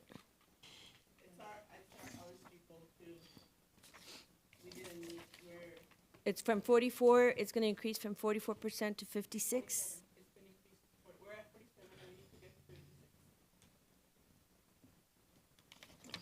If I may, I believe she's saying in reading we've already met the goal, even though we're not at the deadline date. Am I correct on that? Is that what you're saying? But Yes, math, we have not met the goal yet, which we still have time to do until 2027. So, Yes, ma'am. And last year we did go a little bit more into full implementation with our RLA. It was a program that we already had within our district. Last year we did have STEM scopes, however, it was just supplemental. So Okay. this is our first year that we have full implementation with that. Makes sense. And so reevaluating that, correct, we've moved into a new curriculum in our math. Okay. And am I correct in understanding that in the reading category, we were comparing last year's middle of the year to this year's middle of the year, so those would be two different sets of students. Yes. Yes, ma'am. But in math, we're comparing beginning of the year from this year to to middle of the year this year, so we're comparing the same students. Yes, ma'am. Since this was the first year we moved to full implementation with STEM With STEM scopes, scopes. we were able to gather that data. And yes, BOY is on how the students are coming in. Right. So it's based off of skills and concepts from the previous year. And it makes sense. You're saying that we just really started implementing in full STEM scopes. That was my initial question, but you helped answer it as to why we're using one comparison in one and then the other for, Yes, ma'am. for math. Thank you. I have a clarification on that, if that's okay. I think I misunderstood. Okay, so last year we used STEM scopes math, but it wasn't a full implementation, and this year it's a full implementation? Yes, ma'am, that is correct. Last year we used our current adoption that we had, and we did have STEM scopes, but it was just a supplemental. Gotcha. And this year we're using, This year, STEM scopes is our tier 1 implementation platform. Yes, ma'am. perfect. Okay, and then did you say, and now we're looking at new curriculum, or did I misunderstand that? We're just evaluating everything, all our options out there. Yes, ma'am. Okay, because we can't just start something and then ditch it, and then start something and ditch it. We got to give it time to work. Absolutely, yes. And we're We aware gotta of that, and develop that's why our we're pictures. looking at Come our on. data. Yes. All right. So, Thank you. Chair. Go ahead, Ms. Maldonado. So, Ms. Palacios, so since we're implementing STEM scopes now, you know how with the book adoption, we had so many years with it. Is it the same thing with STEM scopes, or is it a year-to-year basis? So now with the EMER process, it is no longer where we have to commit to 8 years or 5 years. It is a year-to-year process. Yes, ma'am. And that's just because the EMER list can change. Any more comments?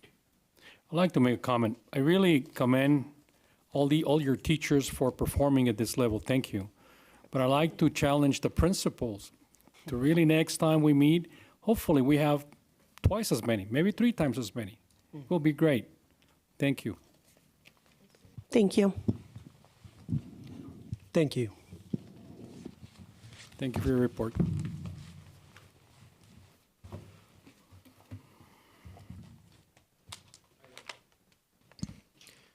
Item 5B, Lone Star Governance Goal Number 3, presented by Dr. Jessica Arellano and Mr. Richard Moore.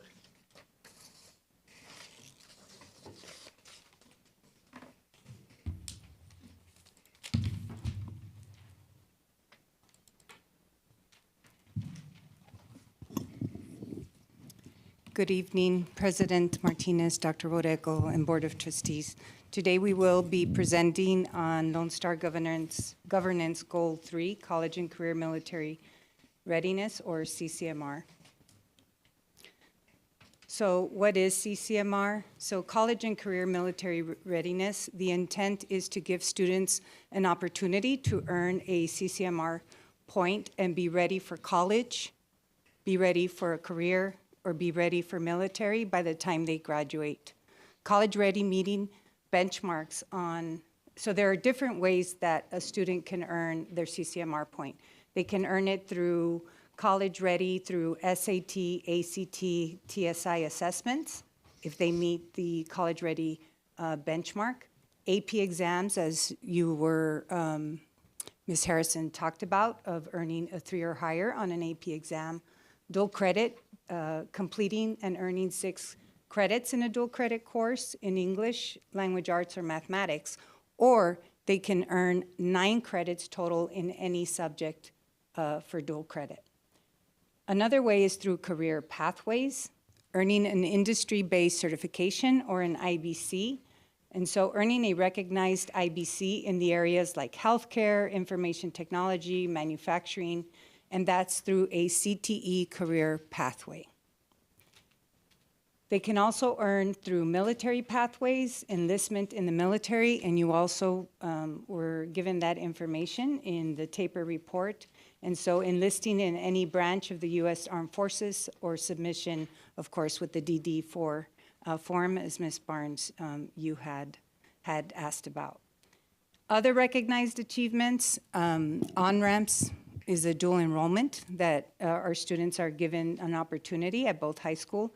College prep courses, which is completing a college prep course in English, in ELA or math, as defined by the partnership agreement with higher education institution, or completing an IEP for our SPED students who are currently sitting in a workforce readiness work-based learning environment, like the Hospitals of Providence. We have students who do that and have earned a point there. We also have them working in the Goodwill environment at the high school.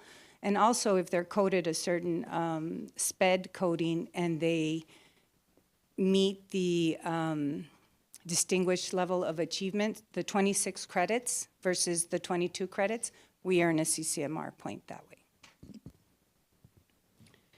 So currently, as you can see, the past 3 years, in 2024, we earned a CCMR of 76 for the district, as presented in the TAPER report.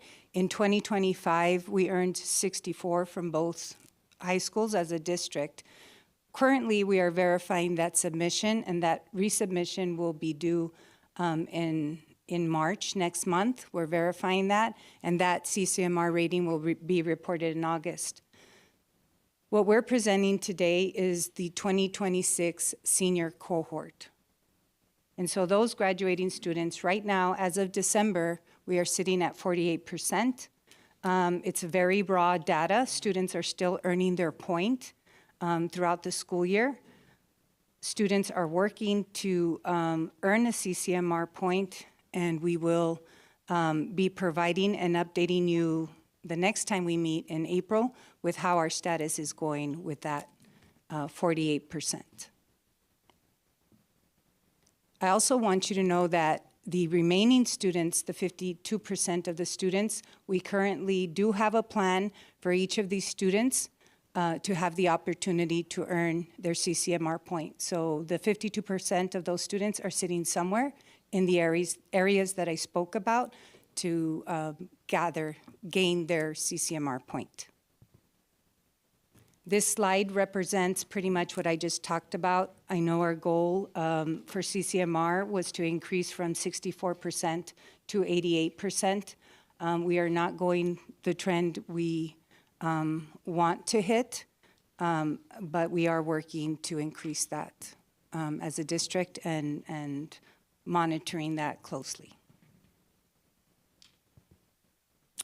The following slide depicts some of the things happening in our district. At Canutillo High School, there is a CCMR advisory committee that has been established, and they're meeting weekly. It's comprised of admin, counselors, the testing coordinator, CNI, and other district personnel.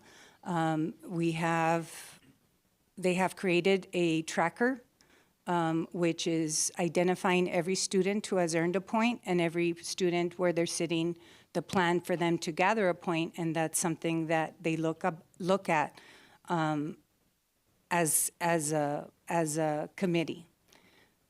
We also offer the TSI at the 8th grade level, and so we are monitoring each cohort starting at 8th grade. We talked about AP scores, and I'm happy to report that 568 of our students took an AP exam for a total of over 1,000 tests. As Ms. Borrego was talking about the AP Spanish, I can say that we saw a 33% score of 3 or higher, and you're absolutely right. That's where we need to have our focus of our students enrolled in that. We also have implemented Method Learning, which is an online program that preps students in the TSI, so we do that. We have offered TSI testing sessions throughout the summer and throughout the school year. We have college prep and English courses, so if they, in lieu of passing the TSI, if they're successful in these courses, they get TSI credit. And we also have Texas College Bridge, which is very similar. So the percentage of graduates earning a dual credit in CCMR, again, in 25-26, remember that this is raw data. We still have students sitting in a dual credit or dual enrollment on-ramps course as we speak, who will have an opportunity at the end of the semester to get their point, so we expect this number to increase. Some of the courses we offer at both campuses, you have a list there. Some of them are face-to-face, some of them are online. And again, on-ramps is the partnership with UT Austin, who it's a professor from UT Austin, facilitated by a teacher here, where students have an opportunity to get college credit that way. This school year, we've added, increased the on-ramps. We've added rhetoric at Canutillo High School. We currently offer chemistry at both schools. Dual credit courses are open enrollment and available for any student. And our partnership with EPCC, they also have recently provided us with waivers where students do not have to pass the TSI in 3 courses: Education 1300, Speech 1321, and a college algebra. So if they earn a C or better in that course and they're on a waiver, they can automatically advance to take more dual credit courses. So that's something that we need to take advantage more of as a district. And then currently, as you have in consent agenda today, we're looking at the partnership with Sul Ross University just to give students another opportunity to be able to earn their CCMR point and leave with college credit, which is the goal. The next slide, this is our SAT, ACT, and TSI. Again, we're at 35%. We want to hit the goal of 50%. We are currently offering TSI testing, as Ms. Harrison mentioned, strategically through our math and English courses, so all students have the opportunity. But also for our seniors, we offer sessions monthly, or if they ask to test, we'll provide them with the TSI test on a Saturday, or we make arrangements to offer the test as requested. But also sessions throughout the school year. The next slide is our industry-based certification. So we currently are gathering that data, and we can provide it to you in a Thursday packet. We had some turnover and have hired new personnel. Been working with Mr. Solis since he started, and very knowledgeable, and putting systems and structures in place. So we'll have that data for you.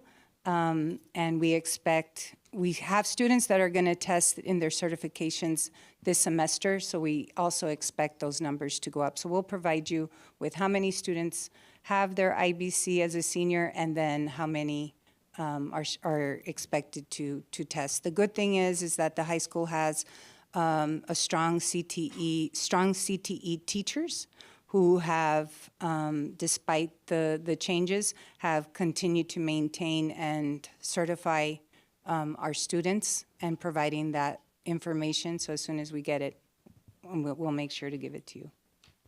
And then these are just some of the courses that we offer. Have seen our P-TECH students at each cohort. We have currently about 50 to 60 students in that P-TECH program, and then 123 or so of our 2025 graduates earned an IBC, but we want to make sure that that increases, like I said, for this school year. And so those are just some of the pathways and the certifications that they are able to earn. Are there any questions? Go ahead, Ms. Maldonado. So, Dr. Arellano, on the slide where you're showing what is the courses that are offered both at CHS and Northwest Early College? Yes, ma'am. You have some courses like government that says Yes. online. Mhm. And then Yes, you ma'am. have, of course, the chemistry, which is through UT on-ramps. So the government online, is that through a university? That's through EPCC. Okay. And so we have professors that from EPCC, and we have a facilitator at the Canutillo High School who facilitates the course, whichever online course students are enrolled in. So if it doesn't say online, then it's a one-on-one, face-to-face Face-to-face. type thing? Yes, ma'am. And then on your slides that have the line graphs, Mhm. they're different, just like the previous goal 1 and 2. They're different groups of kids, correct? Because Yes, these it's are graduating different kids cohorts. from This is 2023, and then you're comparing to 20. So you're kind of monitoring the efficiency or the effectiveness of the program itself and what's being taught, correct? Yes, yes, and the goal is to start them as early as possible so that they have opportunities as early as the 8th grade to earn that point through the TSI, and then start on the college credit courses as soon as 9th grade. Okay, thank you. Anybody else? Mr. President, just to understand correctly, so a student can only get 1 point throughout the whole year, even though they can be doing 5 different things, they only get the 1 point. Correct. So at Northwest, 100% of those students will earn their CCMR just because they'll meet the dual credit requirement, they'll pass the TSI, or they'll get their associate's degree. So, I mean, but they can only earn it once. Okay, thank you. Go ahead, Ms. Maldonado. I'm sorry, I did have one more question. So when you start off, where you mentioned that they can go this way, but there's also something about different dual language courses. Let me see if I can find it. The dual enrollment is the on-ramps. Is that the one you're talking about? Yes, but they only get the points if they're in those CCMR dual credit. So because you have other dual credit. We do. So dual enrollment, what that means, Ms. Maldonado, is so I'm sitting on an on-ramps course. The professor is from UT Austin. It's an online course. At the end of the course, I get a grade. Let's say I get a C or a B or an A. As the student sitting in that course, I have the option to get the college grade or not. I can just take the high school credit, or I can decide I want the college credit. And some students might not want to take the college credit. So like, let's say, for example, I'm in nursing track. Well, for chemistry, I probably want to get a 3.0 or higher to enter into the nursing program. So I might not want to take the C.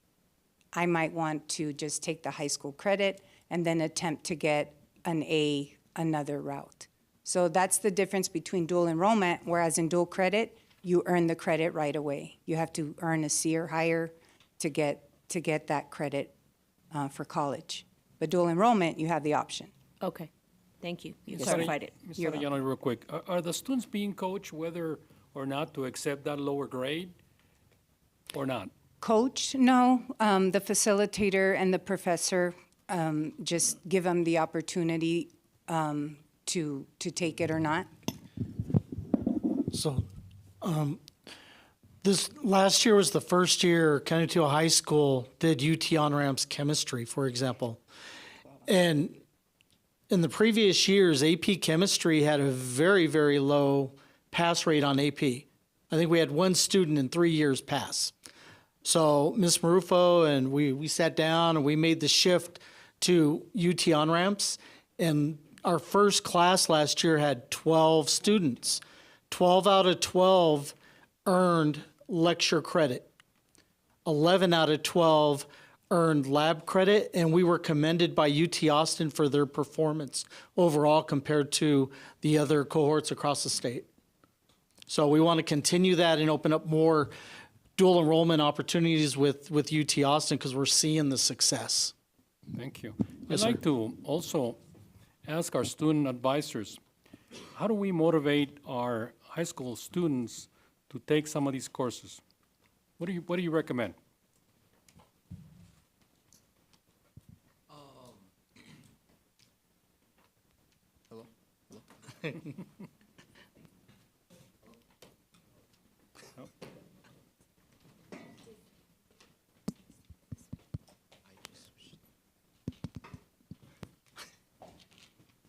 Is this thing on?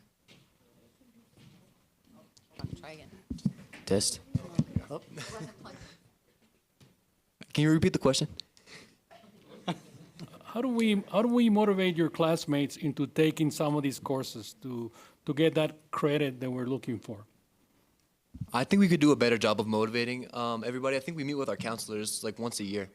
And when we meet with them, the counselors do motivate us to take the classes that we can take. But other than that, we don't get much motivation to be taking these advanced courses. And if you think that you're a smart student, you can obviously sign up for the courses, the AP, the dual credit. But without that, we really don't get too much encouragement to do these advanced classes.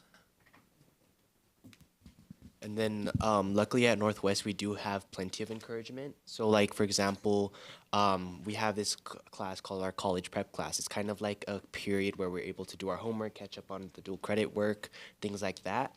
And then towards the end of the year, you go ahead and receive options like where you can request your classes for next year, and your teacher is going to go ahead and explain what options are available. So like for on-ramps, for example, because I took on-ramps, that was something that was brought up to me in my sophomore year and explained to me further. And then especially since a lot of the students were pre-med at the time, then it was recommended to them. So we did have a large class of UT Austin on-ramps class takers. So it's just mainly making sure those opportunities are known, because I know luckily, like towards the end of my freshman year, I kept getting exposed to these more and more opportunities like, hey, next year you can take anatomy and physiology. That's something that was like really exciting. That's something that we should focus more on, making sure all of those opportunities are known, you know? Thank you, gentlemen. Dr. Borrego, that's probably the area that we can improve at the Canutillo High School. How do we find those motivators, and how do we really push those students, you know, have some discussions with the students to see how we can really promote some of these classes. Thank you. Any more comments? Mr. Chair? Yes, ma'am. And if I can piggyback off of that statement, I think also explaining to parents how important these options are, explaining what those options are ahead of time. Like I know that when we have, for example, our orientation from the middle schoolers coming up into the high school, are we focusing on these programs being available at that time so parents are informed? Are we focusing on them when we have, you know, meet the teacher night, so on and so forth? I don't know what it's called for high school, but you know what I'm talking about. Where we're pushing not only the student, but we're informing the parent, because we know a lot of encouragement comes from the parent at home to, you know, nip that. So just a point of clarification that I think is really important there too. Thank you, Ms. Barnes. And I do have some questions, Go ahead, if ma'am. I can add to that. Okay. So you specifically said that the 52% that are not yet meeting that point, that we are tracking each individual student to see what we're doing to get them there.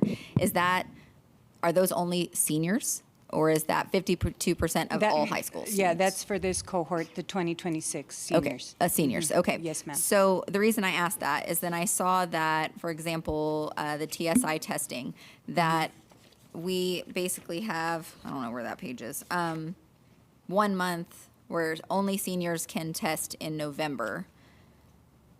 Is there a way for us to give more opportunities for our seniors to test if they're the ones that we're really focusing on to make sure that they have that point by the end of the year? Am I Yes. wrong that TSI is probably the easiest way if they're not already enrolled in a CT or AP course? I don't know if it's the easiest way, but it's certainly a way that we can test as often as we'd Okay. like. We do have what we call college prep math and English for those students who are not successful in the TSI. If they take the course and they score, 75 or better, then they, in lieu of passing the TSI, they get that credit and they can enter post-secondary college ready. Okay. So they don't have to take the remediation course because now it's equivalent to taking the TSI. So it And then- basically opens up more avenues for Abso- options. yes, Okay. yes. So I just made that, I guess, connection where we're really only offering that to seniors in November. So am I wrong in reading that? We, Okay. we offered it this month in February, and we're scheduled to offer it again. So Okay. it's not just one time. And then Perfect. if a student or any student wants to take it, Rich will create a voucher, we'll schedule at the high school, and they can take it at any time. And maybe I'm reading that wrong. Maybe that's seniors only in the month of November, whereas the other ones that say open to all, then any grade. Right. Okay, I was reading Correct. it wrong. I And the apologize. senior can jump on to those sessions. It doesn't have to be for everyone, it's everyone, Okay. which includes seniors. And then in regard to the Method Learning online platform, is that paid for, or are the students and families having to pay No, for that? we pay for that. Perfect. It's free. Yes, ma'am. And then I think my last question has to do with the CTE IBC. So I'm seeing that locally, really the only group that offers anything other than CPR is our law enforcement group. Right. Is there a way that we can improve that? I know it requires a lot of extra work. And the reason I know this, my dad teaches welding in College Station, well, outside of College Station in Conroe. He was awarded this year because they said that he was the only welding teacher in the state of Texas that was doing certifications for his welders. And that shocked me. The only reason I bring that up is because it shocked me. I know that a lot of schools have welding. Right. Do we offer welding? We offer it But- through our agricultural But not through pathway, CTE? Okay. which is CTE. Okay. Yes, ma'am. I just didn't see it here, so I thought Yeah. I would ask about that. But, oh, there it is. American Welding Society, sorry. It's okay. So I look at this and I say there's so many opportunities that our teachers could be offering other than just CPR, that maybe we can look into helping them to get those certification in those classes to be able to then pass that down to our students. And I Okay. know, I'm going to speak this right now, I know that that's a lot of work on the CTE teacher's part. So we need to figure out how we can help there. Dr. Borrego, please bring that to us and we can see how we can help. But I think that that's essential for them to be able to leave our school certified, to be able to go and do something Yes, ma'am. meaningful to them. Okay. Thank you. Yes, ma'am. Anybody else? So, Ms. Barnes, to address your question, thank you for the question.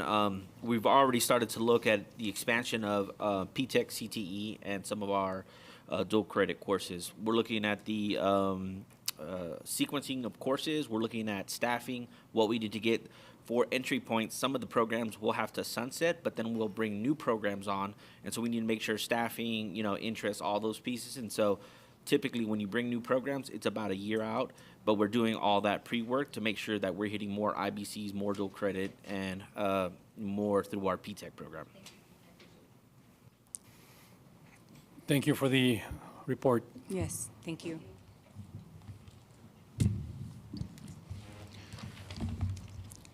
Item number 6, Board of Trustees business. Item 6A, consideration and possible action on the statutory resolution relating to Texas Education Code 25.0823, Senate Bill 11. Presenter, Dr. Josue Borrego. So board members, Tonight, I'm presenting information regarding Senate Bill 11 from the 89th Texas Legislature. This statute requires school district boards to take a formal action regarding whether to adopt a policy allowing a daily period for voluntary prayer or reading of religious texts during the school day. My role this evening is to summarize the statutory requirements, outline operational implications, and answer any clarifying questions. The policy decision rests solely with the board.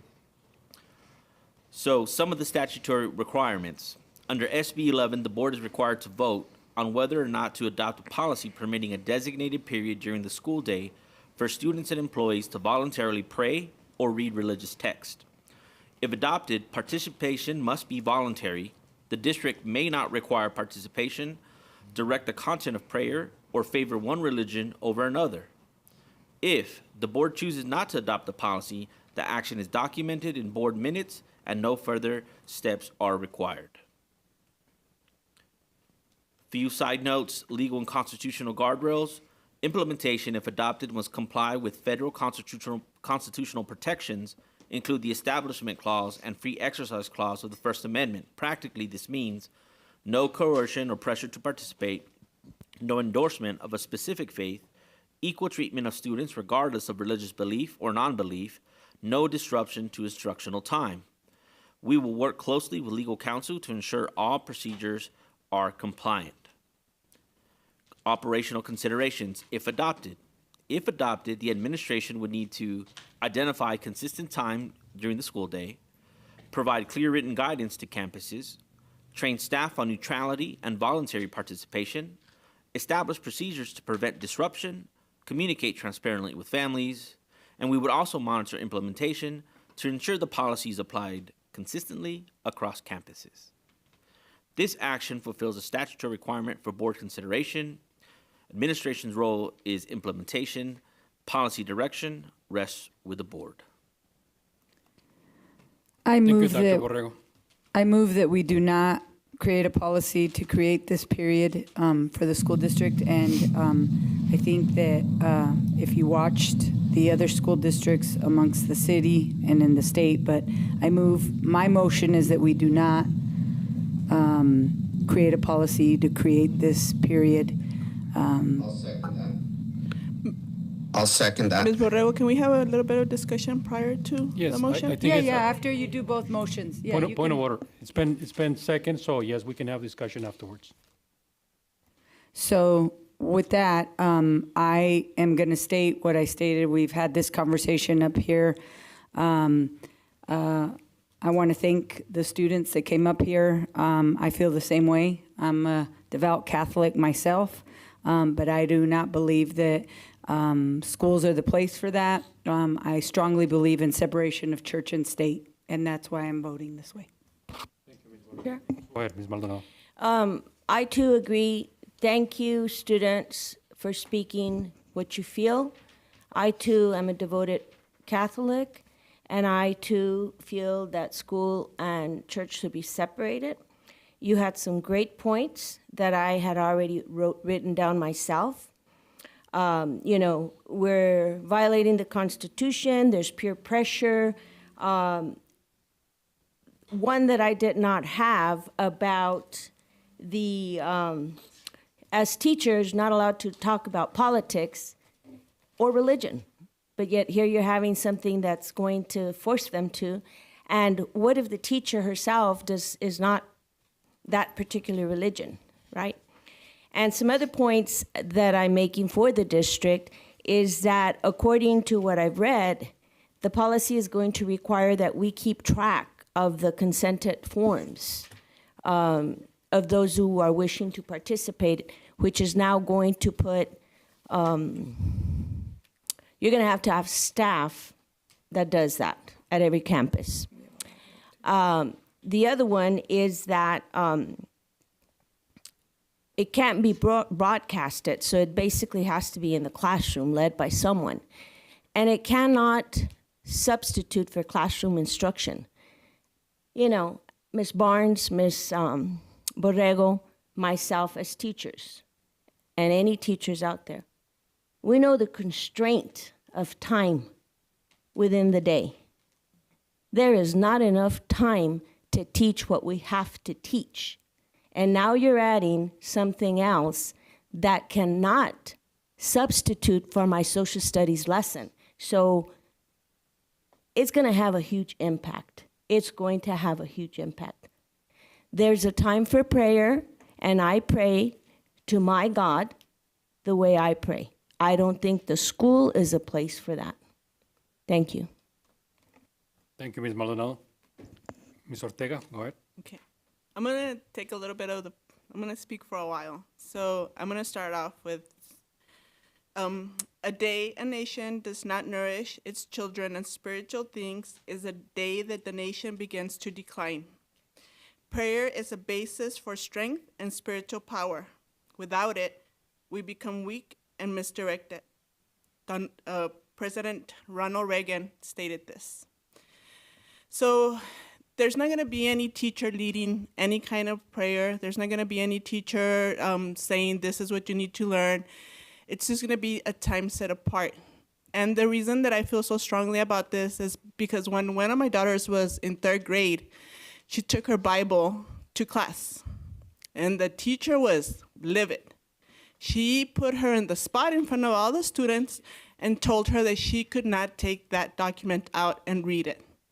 To me, this would be a protection. Ms. Ortega, I think that's a personal, I know you want Right. to explain, but let's Right. stick Well, to the okay. issue, Well, then, please. besides that, I think that any student, any religion, should be able to take any kind of literature with them to class and be able to spend some time reading it. This doesn't say that it's a certain religion. This doesn't say that it's and you guys, students already have, you mentioned prep time for math, prep time for English, and this, 5 minutes set apart for, hey, you know what? This is a little extended minute of silence for you to actually reflect on your day, on your spirituality. I think would be a great thing for our kids to have that time allotted to them. And that's what I have to say. Thank you very much. Thank you, Ms. Ortega. Let's allow Mr. Barnes. Mrs. Barnes. I'm just My joking. It's fine. So I do want to clarify a few things. So as Dr. Borrego read, this would be voluntary on both the teacher and the student's part. Nobody would be required to participate. No coercion. Everybody would have to be treated equal, and no interruption of instructional time. Those are the things that I notated when you were stating all of those things, Dr. Borrego. So first, I feel like it does put us in a hard place, because if there is any type of coercion, if there is any type of bullying, peer pressure, so on and so forth, right? It puts us in a hard place in regard to that accountability for both the teacher, the students. I think it could create behavioral issues. But to add to what you were saying, Ms. Maldonado, you are 100% correct. The first thing that I saw here that is a concern to me is the instructional time. And I know talking about 5 minutes doesn't seem like a lot, but it is. It is a lot. And I look at that, and I don't think that we have the time to specifically set aside for this. But I think that it's important that we clearly make sure that every student, no matter what religion they are or lack thereof, understands that they have the right to bring their religious text to school and read it on their own personal time. If they're finished with their work and they have additional time at their seat, nobody, regardless if this resolution is passed or not, should ever be talked down to the way that Ms. Ortega's daughter was. And I feel that if that is happening within our schools, students need to speak up, because you do have that right to bring those texts to school and read them. You do have that right to pray. Take that time of moment of silence in the morning and use that. And it's very short. I can speak to that. Sometimes I felt like, man, I couldn't even say amen in the time that they gave us right after announcements to say anything. So let's be cognizant of that in our moment of silence and actually give a moment of silence for people to reflect and pray on their day, regardless of who you are praying to or lack thereof. But I feel like we need to be very clear in regard to we are going to support every student to be able to do this on a regular basis during your time as a student. Every faculty member during your time that you can reflect when you have a moment and need a moment to do that. You have the freedom to do that regardless if this resolution is passed or not, but it cannot be pushed upon our students. So that's what I would say in regard to this. That is something that I think is important. But one thing that I wanted to, just a little caveat and something for our administrators to consider. Something was brought to my attention in regard to this subject, and Ines, I believe, was the speaker who said this, that there are clubs and organizations for you to be able to practice these things. And she is 100% right, except there is an instance where one of our campuses, every month, a different organization gets to decorate a bulletin board for their organization. And we had an organization that did not get to decorate the board that they wanted to decorate this month because they felt that putting a cross on their bulletin board would be offensive to students and other teachers. And so that is a shame to me because that is an organization, that is something that every organization gets a time to be able to decorate for their organization, and they were limited in that because they were afraid that it was going to be offensive to someone. So if we are not going to pass this resolution, I think something needs to be said to our administrators to make sure, and our teachers, that they know that this freedom of speech, freedom of religion, freedom of practicing on your own personal time should be respected for all, regardless of what they fall into. So that would be my statement on that. Thank you, ma'am. Thank you. Go ahead, Ms. Maldonado. So I was just going to say that, Mr. Ortega, by sharing the experience, the unfortunate experience that your daughter did, you kind of proved the point that these students were saying about peer pressure and bullying. You proved it. And so my take, too, is, Ms. Barnes, you're absolutely right. Everybody has the freedom and the right to be able to practice their religion on their personal time. That was the key word right there, on their personal time. Well, even if it's at school, if they congregate during lunch or whatever to say a prayer before their meal, then that's right. That's their right. That's their right. So, thank you. Thank you, Ms. Maldonado. Mr. Rodriguez, you have a comment? Yeah, I'll just keep it simple and quiet first. Yeah, I'll just keep it simple and quiet. First, I want to thank the students. I think that was sort of inspirational, and I really appreciate them speaking up. Our public schools should unite students and not divide them. And Senate Bill 11 blurs the line between church and state and risks putting unnecessary pressure on our kids. So true leadership means protecting every child's right to learn in an inclusive, respectful environment. And so that's why I've seconded it. And it just continues to show that. And it just there's issues that continue to bring, whether it's our state legislator or some of my colleagues on the board, I think it's important that we are inclusive and we support every child to learn. Thank you, Thank you, Mr. Rodriguez. I'd like to hear from our students' advisors. I'm interested to what you have to say. Well, I'm just going to read some of the stuff that I wrote down earlier while everybody was talking, what I thought about it during the day. While I agree that schools shouldn't endorse any specific religion, I don't think Senate Bill number 11 prevents that. I think Senate Bill number 11 encourages students to practice their religion while introducing them to new ones. As a devout Christian myself, I've spent a lot of hours researching other religions and making my own decisions, which in theory Senate Bill 11 allows you to do. Now, I don't support the idea of saying yes and letting it be. As my peers have said today, and I agree, this could go wrong if not handled correctly. I think it's important to, notify the parents of the opting out, as they talked about, or other plans just to keep other students included and involved and not divide the students. I think school is meant to be about learning. So with religion being such a big thing in many students' lives, I ask, why do we not teach students enough so they can decide what they really want, in terms to religion? Thank you. So I do agree with many of my peers from Northwest Early College High School. I do not think that Senate Bill 11 I don't think we should vote it in, because I do feel like there is way too many things that this could go wrong.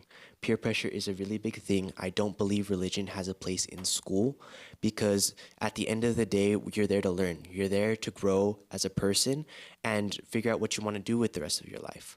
And I feel like in school, we should be focusing on how we can increase our test scores and how we're able to get that A rating, those A ratings back to the schools that lost them, unfortunately.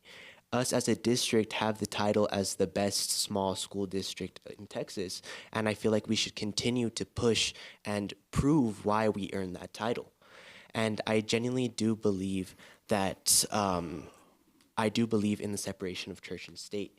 Now, in the past, there was this Supreme Court case I wanted to go ahead and share with you guys. It's not exactly what happened is what's happening now, but it has a similar case, kind of. So it's Engel v. Vitale. So it's been pretty much in 1962, the Supreme Court ruled that school-led prayer in public schools violates the Establishment Clause of the First Amendment, even if the students are not forced to participate. So I genuinely do believe that we, as a school district, should move forward and continue to focus on how we can better our students and provide our students and teachers with what they need to be successful. So thank you. I urge you guys not to vote yes to this matter. Thank you. I'm going to be the last one to speak. Senate Bill 11, very controversial. I am a Christian. And as a Christian, we need to respect each other. And that's something that we've lost in every campus, especially at the high school. So I recommend that we focus primarily in respecting each other. I think that's the most important thing. Respect each other. It says in the Bible, every part of the Bible you read. Yes, you can pray when you go to lunch. Yes, you can pray in between. You can pray in recess. That's the ideal time. I'll tell you what, if you have a club, perhaps, I would be the first one to show up and listen to these kids from a different perspective. I am very much against this bill, and my vote will be, call for the vote. Steve, so since I made the motion not to create a policy, when he polls us, we say yes? No, you're going to say no. We're in favor of the motion, so we say yes. Because my motion is to not create, right? Because it gets confusing. That's correct. So, yeah, okay. Go So I for would the vote yes. So Okay. can you, Adrian, for clarity, can you read the motion that she made again, please?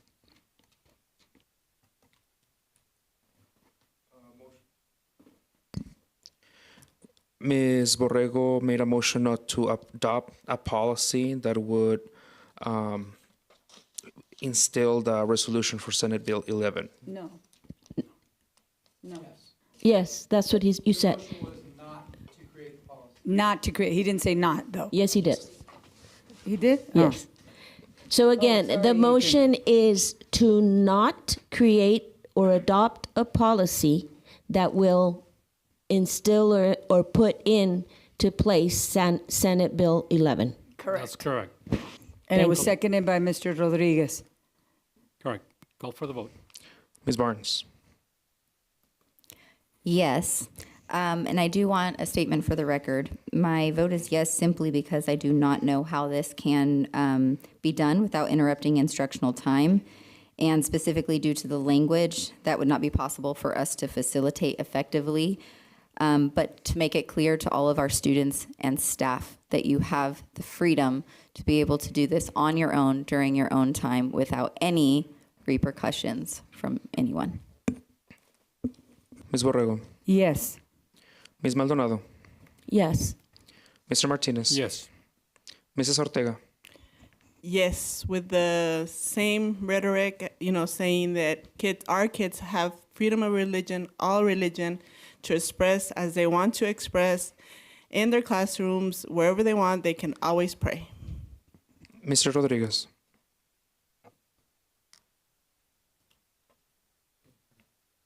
Yes. Motion passes. Thank you. Item 6B, discussion and possible action to approve the purchase of 6 electric buses using the EPA grant to cover a portion of the EV fleet cost. Presenter, Dr. Oscar Rico. President Martinez, Superintendent Borrego, and members of the board, good evening again. We are bringing before you an action to discuss. I know we have already purchased 8 electric buses, and that those electric buses are now part of our fleet. They're carrying our students around. I know I had the pleasure of spending some time with some members of the board, seeing them in action and then seeing how it was working, seeing concerns and seeing likes about them as well. We are bringing this opportunity to you, as some of you may be aware, there's going to be a compliance issue when it comes to 3-point safety harness belts in our fleet. Additionally, with that in mind, we also have very much older buses that cannot be retrofitted. The average age of a bus is about 10 to 12 years in the fleet. We have buses that are from 2010 and 2012 that cannot be retrofitted. Although this does not cover all of our buses, it allows us to start a path towards being compliant with that. We have been working with the Transportation Department as well. We anticipate that some funding may be coming down from the state. However, this is the safety of our children. We've had some accidents in the past that just, we cannot really wait for funding while we are risking any of our students. With that said, if you remember the previous time you authorized the electric buses, it was for a higher price tag than what we're presenting to you today. Today, each one of these buses will be running for about $12,000 per year, everything inclusive. Remember, all the way from wiper blades to tires to any of the maintenance, along with the electrification stations that will be on there and the electricity that goes with it. So we will be paying one flat rate for the next 10 years. Remember, the average life of the bus is 10 to 12 years. So at the end of that, they will probably be close to end of life or still with 2 of them left, and we would be able to buy them if we wish to at the price that they would be worth at that point. However, I know the original PowerPoint presentation was talking about 4 buses. We're talking about 6. The possibility exists right now to take them at $12,000 for 3 reasons.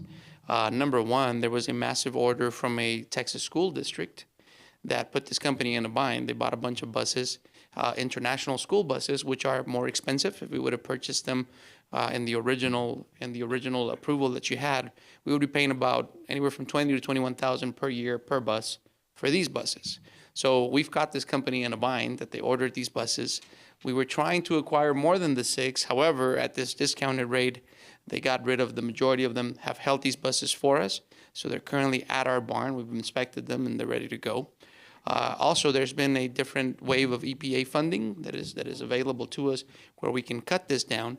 And then the third one, because we forecasted that we might be able to bring some more buses, we had our transformers sized accordingly in case we needed to bring them on board. So now we're reaping those benefits, right? So those transformers can hold these buses, and we would be adding 1 charging station per bus so that we're able to charge them overnight and continue using them in the fleet. Doesn't solve all of our issues. We still have more than half of the fleet that is over the 10 to 12 year span of a bus. So we will need to be replacing some. I also want to make a comment that there are currently no electrified special education buses. So we will need to also be looking in the future. We have some that are 2010 or so that we might need to electrify. When it comes to where we're going to pay for them, which is obviously a very important question, we're starting to realize the savings from these electric buses. So we are starting to see that per bus, we are looking, and you have it on the presentation from the 8 buses, about $5,000 in diesel costs.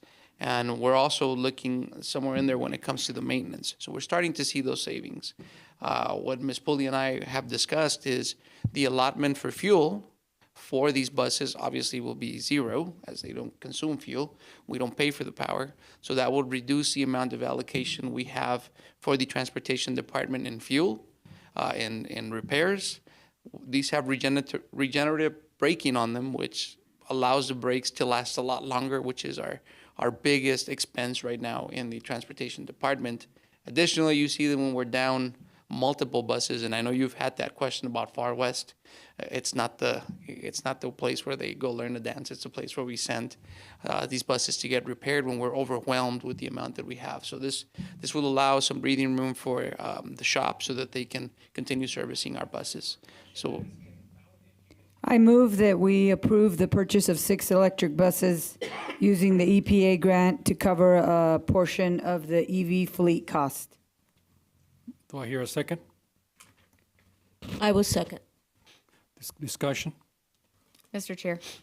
So Barnes, go ahead. just to be clear for the community, especially since I don't know who can see our presentation, what is going to be our out-of-pocket? I know that the EPA grant is going to cover a portion of it, but what is going to be our yearly out-of-pocket? our yearly out-of-pocket per bus, we're looking at $12,000 per bus. So Oh, the for 6 12,000 buses. is the out-of-pocket. That does not include the EPA. Okay. Correct. And that's over 10 years. Over 10 years, correct. And so at the end of that 10 years, you said we had the option to buy them, but if we don't, basically we can choose not to, and we can enter a new agreement possibly for more buses. Correct. So It's like a they've- lease. Yeah, they've explained that we can probably extend the lease. They would not recommend it because, I mean, in 10 years you would want those Right. new buses. Or we could buy them at fair market value. Same thing as a car lease. Okay. And then you said something, you said that we don't pay for the power for the electric buses, but we're paying for the electricity to power them, correct? No, so No? the $12,000 includes the charging stations. They are separately metered with El Paso Electric, so that bill goes to the leasing company, which is Highland. Perfect. Okay. Thank you for explaining that. Ms. Maldonado? So, Dr. Rico, it's 12,000 per bus for these 6 buses. The previous buses, how many did we purchase? 8. 8. And what is the cost per year on those 8? I believe, and we'll put it on a Thursday packet, I believe it was 18,500. 18,500 per bus. Correct. And that's the same thing over a 10-year period? Mhm. And after the 10 years, we have options, right? Correct. Okay. I tried, Ms. Maldonado, to get them to reduce that 18 to 12, but it was not successful. So total now, with the 8 and the 6, we'll have 14. Correct. How many total buses do we have in the fleet for the district? We operate about 35 to 37 buses, depending on the routes. We are also trying to future-proof, right? So we have the new schools coming on board. We expect increased student enrollment. So it is my desire that in a couple of years I come to you asking for more buses, not because anything broke down, but because we need to go from 37 to 52. And this company is going to be around providing these buses for 10 years or more? That's a good question. I know one of your peers in the board asked that question. So we did investigate a little more. These are leasing companies, right? So although this is an operator, the company also has certain liabilities and certain things that they have to do. By all technical terms, the leasing company could absorb this company if the company goes out of business. If not, Mr. Blanco will help us as we sue to keep those buses here and whatever else has to happen. But this is a very stable company that has been in business for a long period of time, not just with electric buses, but with other opportunities. So we're very confident that the 10 years will be there. Thank you. I will be observing that from my retirement side, but it will be for 10 years. Dr. Rico, I have a question. How much do we pay for a regular bus, gas, diesel? So we pay approximately per bus per year $49.50. So we'll say $5,000. 5,000. You know, I do agree that we need to buy these buses, as many as we can. This is a thing of the future. And I really commend for the previous board when they was presented and for us to approve the first batch of buses. And hopefully, I've ridden in one of them right when we had the grand opening. Fantastic. No noise whatsoever. Great ride. Thank you. Have a motion? I just had a quick question. So clarify for me. You said 5,000, but that includes the cost, the repairs, everything? No, right? The cost to repair, we were averaging about $5,400 per bus. Okay. So that's $5,000 for diesel and $5,400 for repairs. Mostly brakes. I mean, they do go bad on brakes quickly. Adrian, call for the vote. I have have a comment and a question. Yes, ma'am.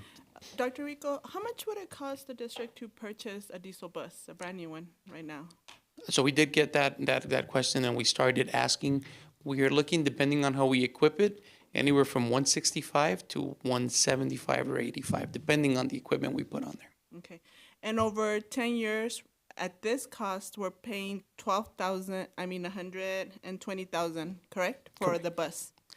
Okay. And the power and the maintenance. And the power and the maintenance. So we're paying 120 for these, where the other ones are 165, but they would be ours. Correct. Okay. Thank you. Sure. Yes, ma'am. I'm sorry.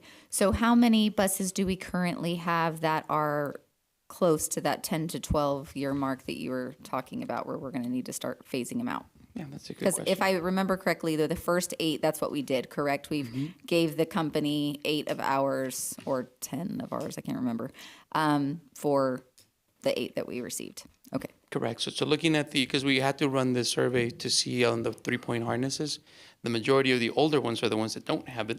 So we have right now 15 buses that do not meet that criteria.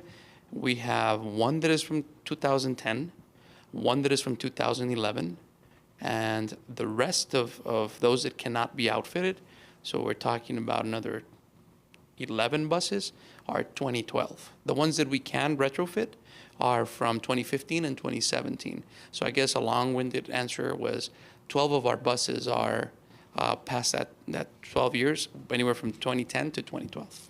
And so when are we supposed to be in compliance with that 3-point harness? So the current compliance window is supposed to be for 2027. So by next school year, we would have to be in compliance. Keep in mind, this does not keep us in compliance. The manufacturer Bluebird, which are these 12 buses that I mentioned were 2012 or older, has said that they cannot safely retrofit those buses. We would have to use a third party when the manufacturer is telling us if you retrofit them, they won't be safe. So we would have to follow the state guidance. Of these 15 buses, only 3 can be safely retrofitted by the manufacturer, who would guarantee that work and pass on that liability to them if anything happens. Okay, so if we have, you said 12 buses, correct? Currently, right now, that cannot be retrofitted and are hitting that time frame. So only 6 of these are going to be replaced with these electric buses. So what is our plan for the other 6? Good question. So I know under Dr. Borrego's leadership, we're looking at a grant writing department that he has established. So there is a lot of EPA grants. As a matter of fact, we met with the vendor today that was talking about some of these issues. So we are very much invested in looking for additional funding for this. Not saying that this will be the way we go, right? But also we could have included that in the 2024 bond to replace some of these for diesel. Keep in mind that these, just like an electric car, are shorter running, right? So they won't be able to go to Clint and back without recharging. So we will still need some diesel buses in our fleet. For and travel. Currently, they're not making special ed buses because of all the electronic components to run with these batteries. Okay, so we have to keep some diesel for travel purposes, games, so on and so forth. Correct. And thank you for looking at the grant opportunities. I think that is going to be crucial. But in regard to, I had a question. It slipped my mind.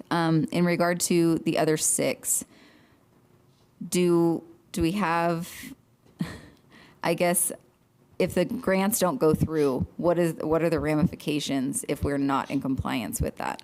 So we attended a TEA seminar, and that was the question from a multitude of our peers. If you look at El Paso Independent School District, who was present, they have hundreds of them, right? So a lot of them are not in compliance. So we were all sounding the alarm that, hey, what are we going to do? The state said, patiently wait, and then that they would probably have a state vendor where we would be able to send these buses to get retrofitted.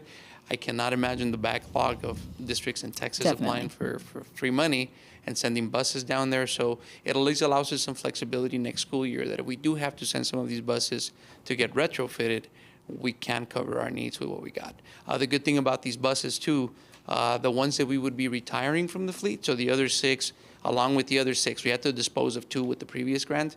So these 12 are still sitting in our barn, right? And we will still service them and run them periodically so that they stay in somewhat good shape, and see what we can do to keep some of those in production. Again, they're not compliant, so we would still have to look at disposing some of this property, seeing how much we can get. We're not getting a lot of return back when we put these buses out for auction. I believe last time Ms. Campbell and I talked about these, anywhere from $2,500 to $5,000. They're not bringing a lot back. They're being exported out of the country for public transportation. So that's probably not the best bang for our buck. So we'll wait to see what the state does. If not, it is very possible that if we have to have a compliance issue, we will have to have less routes, which means more crowded buses, which means other issues, and we would also need some money to replace some of these buses.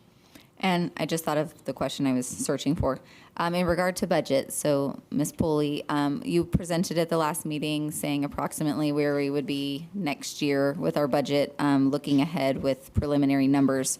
I'm assuming then that 72,000 for next year was not calculated into that, and it would come out of that surplus that we had. Correct. So anything that's new that we're talking about, we would have to implement and allocate for the next budget year. And that 72,000 that would go for just next year for these buses, how many days is that from our fund balance? It's probably a little bit over half. Okay. And, all right. And if I may add, I know we had this discussion. We're not paying the full allocation, right? Because every year Ms. Pulley has to pass on to the transportation department a certain amount in diesel cost. So not having to pay for now 14 buses, right, will reduce those costs. Also with the allocation that we provide for the auto mechanic shop that would replace. It would offset it some. Okay, perfect. Thank you. I appreciate that. Dr. Rico, I have one comment. In the inventory that you feel that we don't need those buses, try to get rid of them. I know that I talked to a gentleman from Mexico, and he was willing to buy them. When I told him how old our buses were, he said, never mind. They were too old. He doesn't want them. And it was an interesting conversation. But with that in mind, you have some buses that look pretty scuffed up on the front. They look like they fell off Trans Mountain for whatever reason. Do me a favor. Let's see if we can find some money to paint the front of them. They look pretty bad. I'm serious. When I was a kid, we rode some of those trucks to pick onions, and my God, they look identical. Yes. Maybe not as bad as the ones I rode when I was a kid, but they look pretty bad from the outside. Please, let's see if we can find some money. Thank you. Of course. And I know which ones you're talking about. We call them the cows. It is a manufacturer defect that started doing that after the warranty period ended. So they're actually not the older ones. They're newer than they look. Thank you. Call for the vote, Adrian. Ms. Yes. Barnes. Yes. Ms. Borrego. Yes. Ms. Maldonado. Yes. Mr. Martinez. Yes. Mrs. Ortega. No. Mr. Rodriguez. Yes. Motion passes. Yes. Item 7, consent agenda voting. Through the chair, I'd like to pull an item just for quick questions that I have. Go ahead, Ms. Maldonado. Item 8. Hey, which one though? Recommendation to approve memorandum of understanding between Canutillo High School and Sul Ross State University. Wait, so that's not A. 7A8. 8, okay.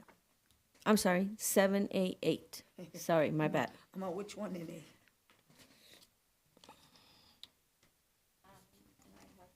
Go ahead, Ms. Barnes. So I did ask some questions, and I got those this evening at the dais since our connectivity was down. But I do still have some questions over 7A3 and 7A7. You want to pull them out? Yes, please. And you already pulled 8, correct, Ms. Maldonado? Okay. She did. That's all I have. Do I hear a motion? I motion to approve the consent agenda as presented with exception of items 7A3, 7A7, and 7A8. I second. Second, Made by Ms. Barnes, second by Ms. Maldonado. Adrian, would you call for the vote? Or discussion? Any discussion? Discussion will be after. No? Okay. Ms. Barnes, Yes. Ms. Borrego, Yes. Ms. Maldonado, Yes. Mr. Martinez, Yes. Mrs. Ortega, Yes. Mr. Rodriguez.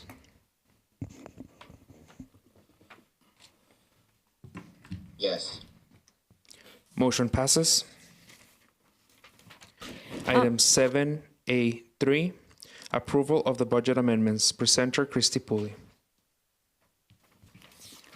So, Ms. Pooley, for this one, I had asked what travel was being accommodated with the first budget amendment. And the answer that I received back, I feel like it was for the second. So there are two budget amendments. One is to allocate funds from Function 11, instructional, to Function 36 for co-curricular activities for transportation needed for the remainder of the school year. So I had asked what travel that was, and I was told that it was for the TOA program, which is notated in the second one. So I wanted to make sure that that answer was correct. So this was actually you're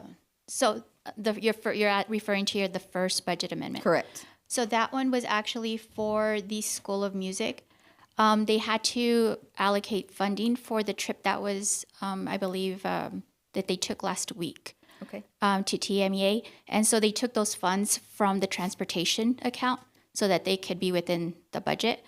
So now they need to replenish it. So that was strictly for transportation? For bus charges. For bus transportation. Correct. Okay. And do we usually cover bus transportation for all programs? Yeah. So if it's related to the program, yes. Okay. Perfect. Thank you. That was my only question on that. Okay. I motion to approve item 7A3. Is it 3? Second. Call for the vote? Yes. Ms. Borrego, Yes. Ms. Maldonado, Yes. Mr. Martinez. Yes. Mrs. Ortega, Yes. Mr. Rodriguez. Yes. Motion passes. Yes. Item 7A7, approval of the investment strategy recommendation, transition from active management to investment pools. Presenter Rudy Mejia and Christy Pulley. So this question was in, I had a couple questions, but they were both answered. My follow-up was in regard to the bond interest that was mentioned in there. I had asked whether or not that 4.8 that we have earned is all still available, or what is still available, what is unspent? There is a portion that is unspent. I could get you that in a Thursday packet so that you have a running balance. Perfect. And just to clarify, so we had received something last Thursday or the Thursday before for 2 items that we had already purchased with bond interest. Is that the only 2 items that have come out of that? Because I believe it added up to just over 300,000, if I remember correctly. No, there's additional. For example, we do pay for our bond coordinator out of those funds. There's been some additional smaller charges as well. Okay. And just follow up on that, I believe we passed a resolution in regard to our bond interest when Dr. Ariano was with us. And I believe with that, we're supposed to be voting on, or at least knowing where our bond interest is going. So if we can look at that resolution and the policy, whatever it was that we passed, so that we can make sure that we're aware as trustees where that bond interest is going. Right. So it was a regulation. Okay. So that's administered by administration. Administration. And I believe that we just talked about us being informed of that so that we can kind of keep a running tally of where we're at with interest so it doesn't just disappear on us. Yes, ma'am. Thank you. Maybe in the Thursday packet. Yes, that would be great. If we make any adjustments to the bond interest during that week, we can just be informed so we know where we're at. Yes. Thank yes, you. ma'am. Thank you. Anybody else? Okay, I motion to approve consent agenda items 7A7. I second that motion. Made by Ms. Barnes, second by Ms. Ortega. Ortega. Call for the vote? Ms. Barnes, Yes. Ms. Borrego, Yes. Ms. Maldonado, Yes. Mr. Martinez. Yes. Mrs. Ortega, Yes. Mr. Rodriguez.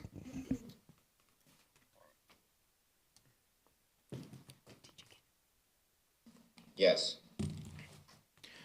Yes. Item 7A8, recommendation to approve memorandum of understanding between Canutillo High School and Sol Ross University. Presenter Richard Moore and Veronica Campbell.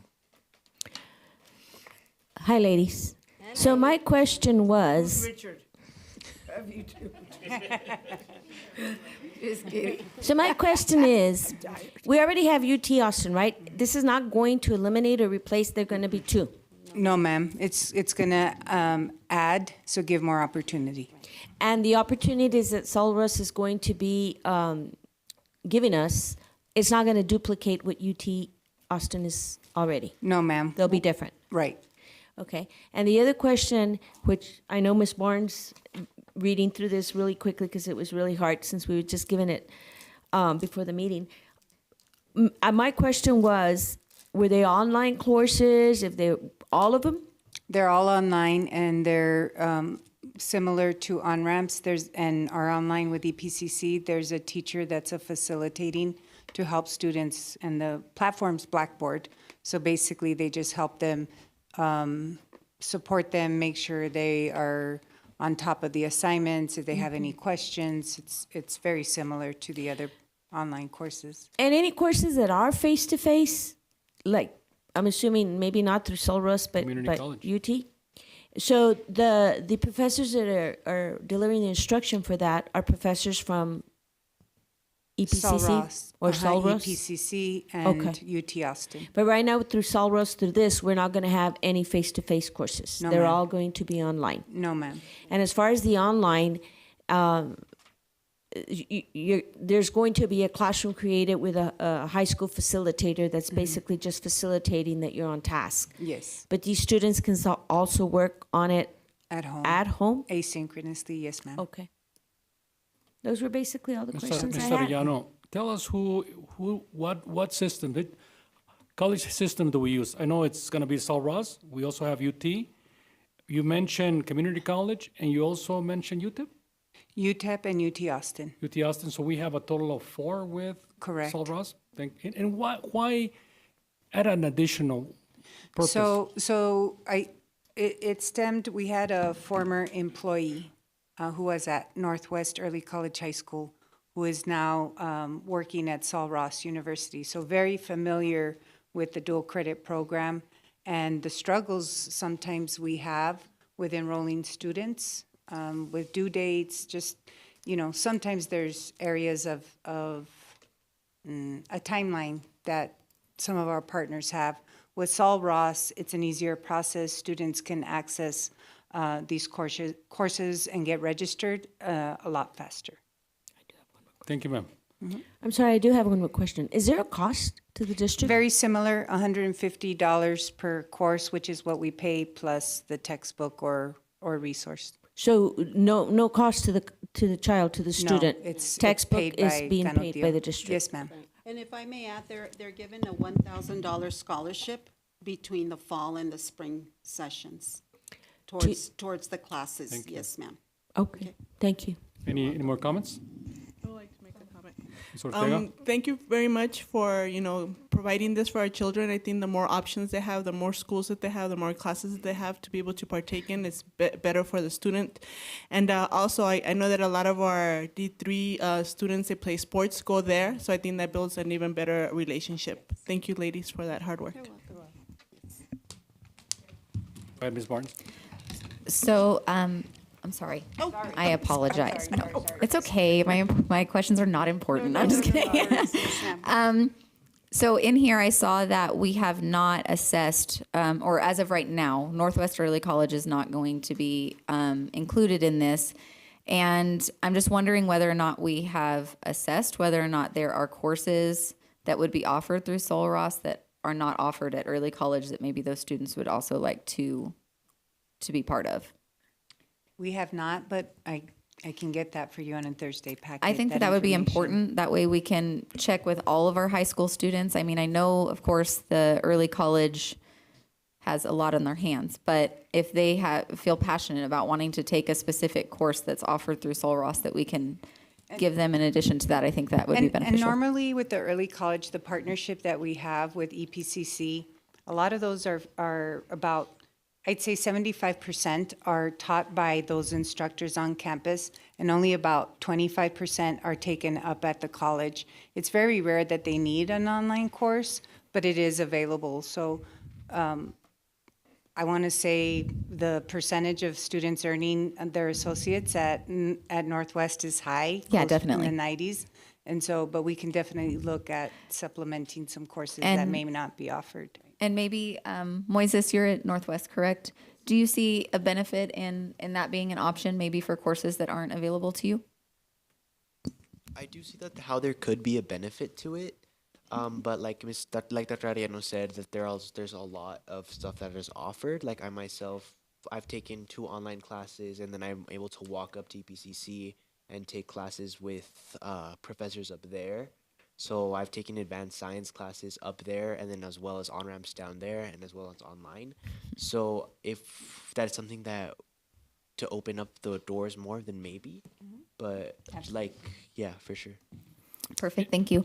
And then in regard to the courses that are going to be offered, it does say here that we're going to identify priority courses based on student requests. Are we going to be sending out a survey for that? How are we going to, I guess, get those requests from students on what they would want to take? So I don't believe we've met to discuss that. Okay. But we will. Okay. With Mr. Solis and the campus leadership team. Perfect. And then for the liaison that will be there, I assume that will be a new position. We're not going to be reclassifying someone? The liaison is someone there.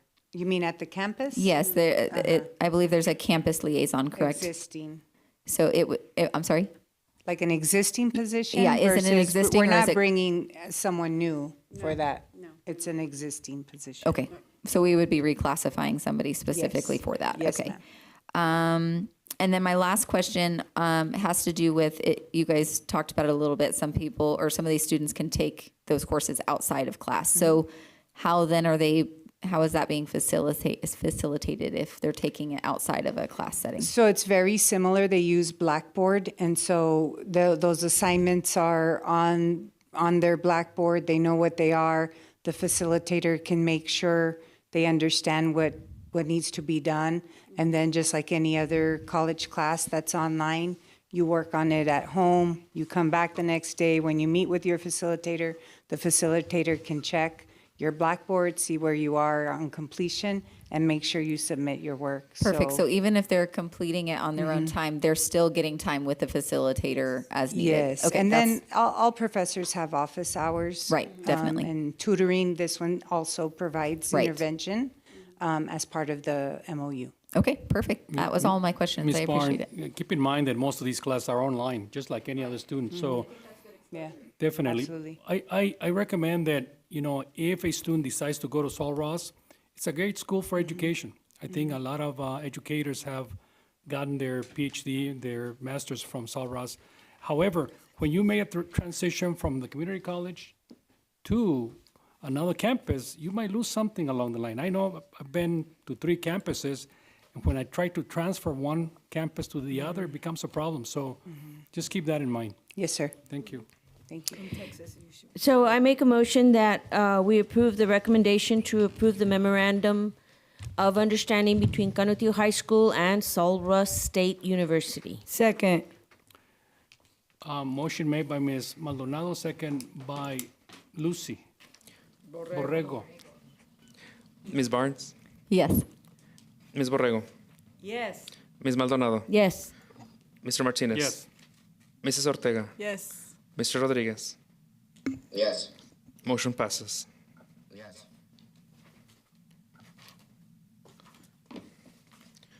Item number 8, executive session. To consult with attorneys under sections 551.071, 551.072, and 551.074 of the Texas Government Code. Item 8A, discussion regarding the administration's recommendation for the elementary school principals at the following schools: Canutillo Elementary School, Congressman Silvestre and Carolina Reyes Elementary. Presenter, Ms. Martha Carrasco. Item 8B, discussion regarding potential exchange or sale of district real estate property located at 7700 Cap Carter Road, Vinton, Texas 79821. Presenter, Dr. Oscar Rico and Dr. Josue Borrego. Time is 8:56 p.m.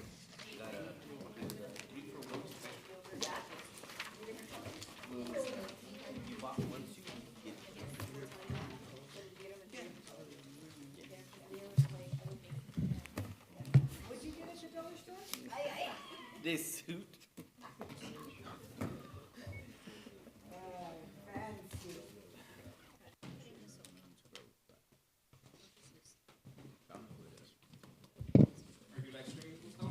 Yeah, it's back on.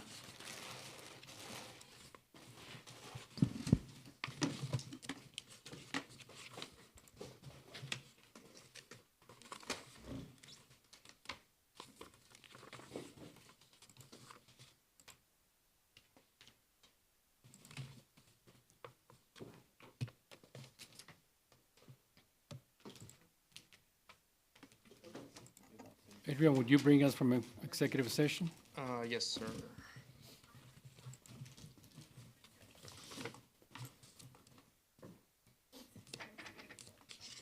Give me just 1 second. My computer's a little.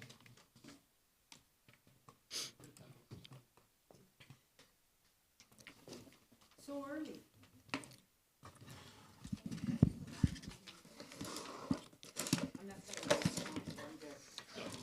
Time is 9:58 p.m. Item 9, new business. Item 9A, discussion and possible action regarding the administration's recommendation for elementary school principals at the following schools: Canutillo Elementary School and Congressman Silvestre and Carolina Reyes Elementary. Presenter Martha Carrasco. President Martinez, trustees, Dr. Borrego, at this time, administration would like to recommend for Canutillo Elementary as principal Alma Ramos. So move. Do I hear a second? I second. Motion made by Ms. Borrego, second by Ms. Barnes. Call for the vote. Ms. Barnes? Yes. Ms. Borrego? Yes. Ms. Maldonado? Yes. Mr. Martinez? Yes. Mrs. Ortega? Yes. Motion passes. At this time also, administration would like to make the recommendation for Congressman Silvestre and Carolina Reyes Elementary for Miss Virginia Bernal. So move. I second. Second. Oh, Carolina second. Motion made by Ms. Borrego, second by Ms. Barnes. Oh, Ms. Barnes? yes. Ms. Borrego? Yes. Ms. Maldonado? Yes. Mr. Martinez? Yes. Mrs. Ortega? Yes. Motion passes. Thank you, Board. Thank you. Item 9B, discussion and possible action regarding potential exchange or sale of district real estate property located at 7700 Cap Carter Road, Vinton, Texas 79821. Presenter, Steve Blanco. Thank you, Board President Martinez, Dr. Borrego, members of the board. We discussed and reviewed this with the administration in closed session. There's not a sale of property that's going to be involved in this. Rather, a developer is proposing a plan to provide an improvement to district property without the district paying anything for that. Instead, there will be a donation of soccer fields that will be made. The district will retain all ownership of all of its property. So it's our opinion that the notice and bidding requirements are not required for this particular project.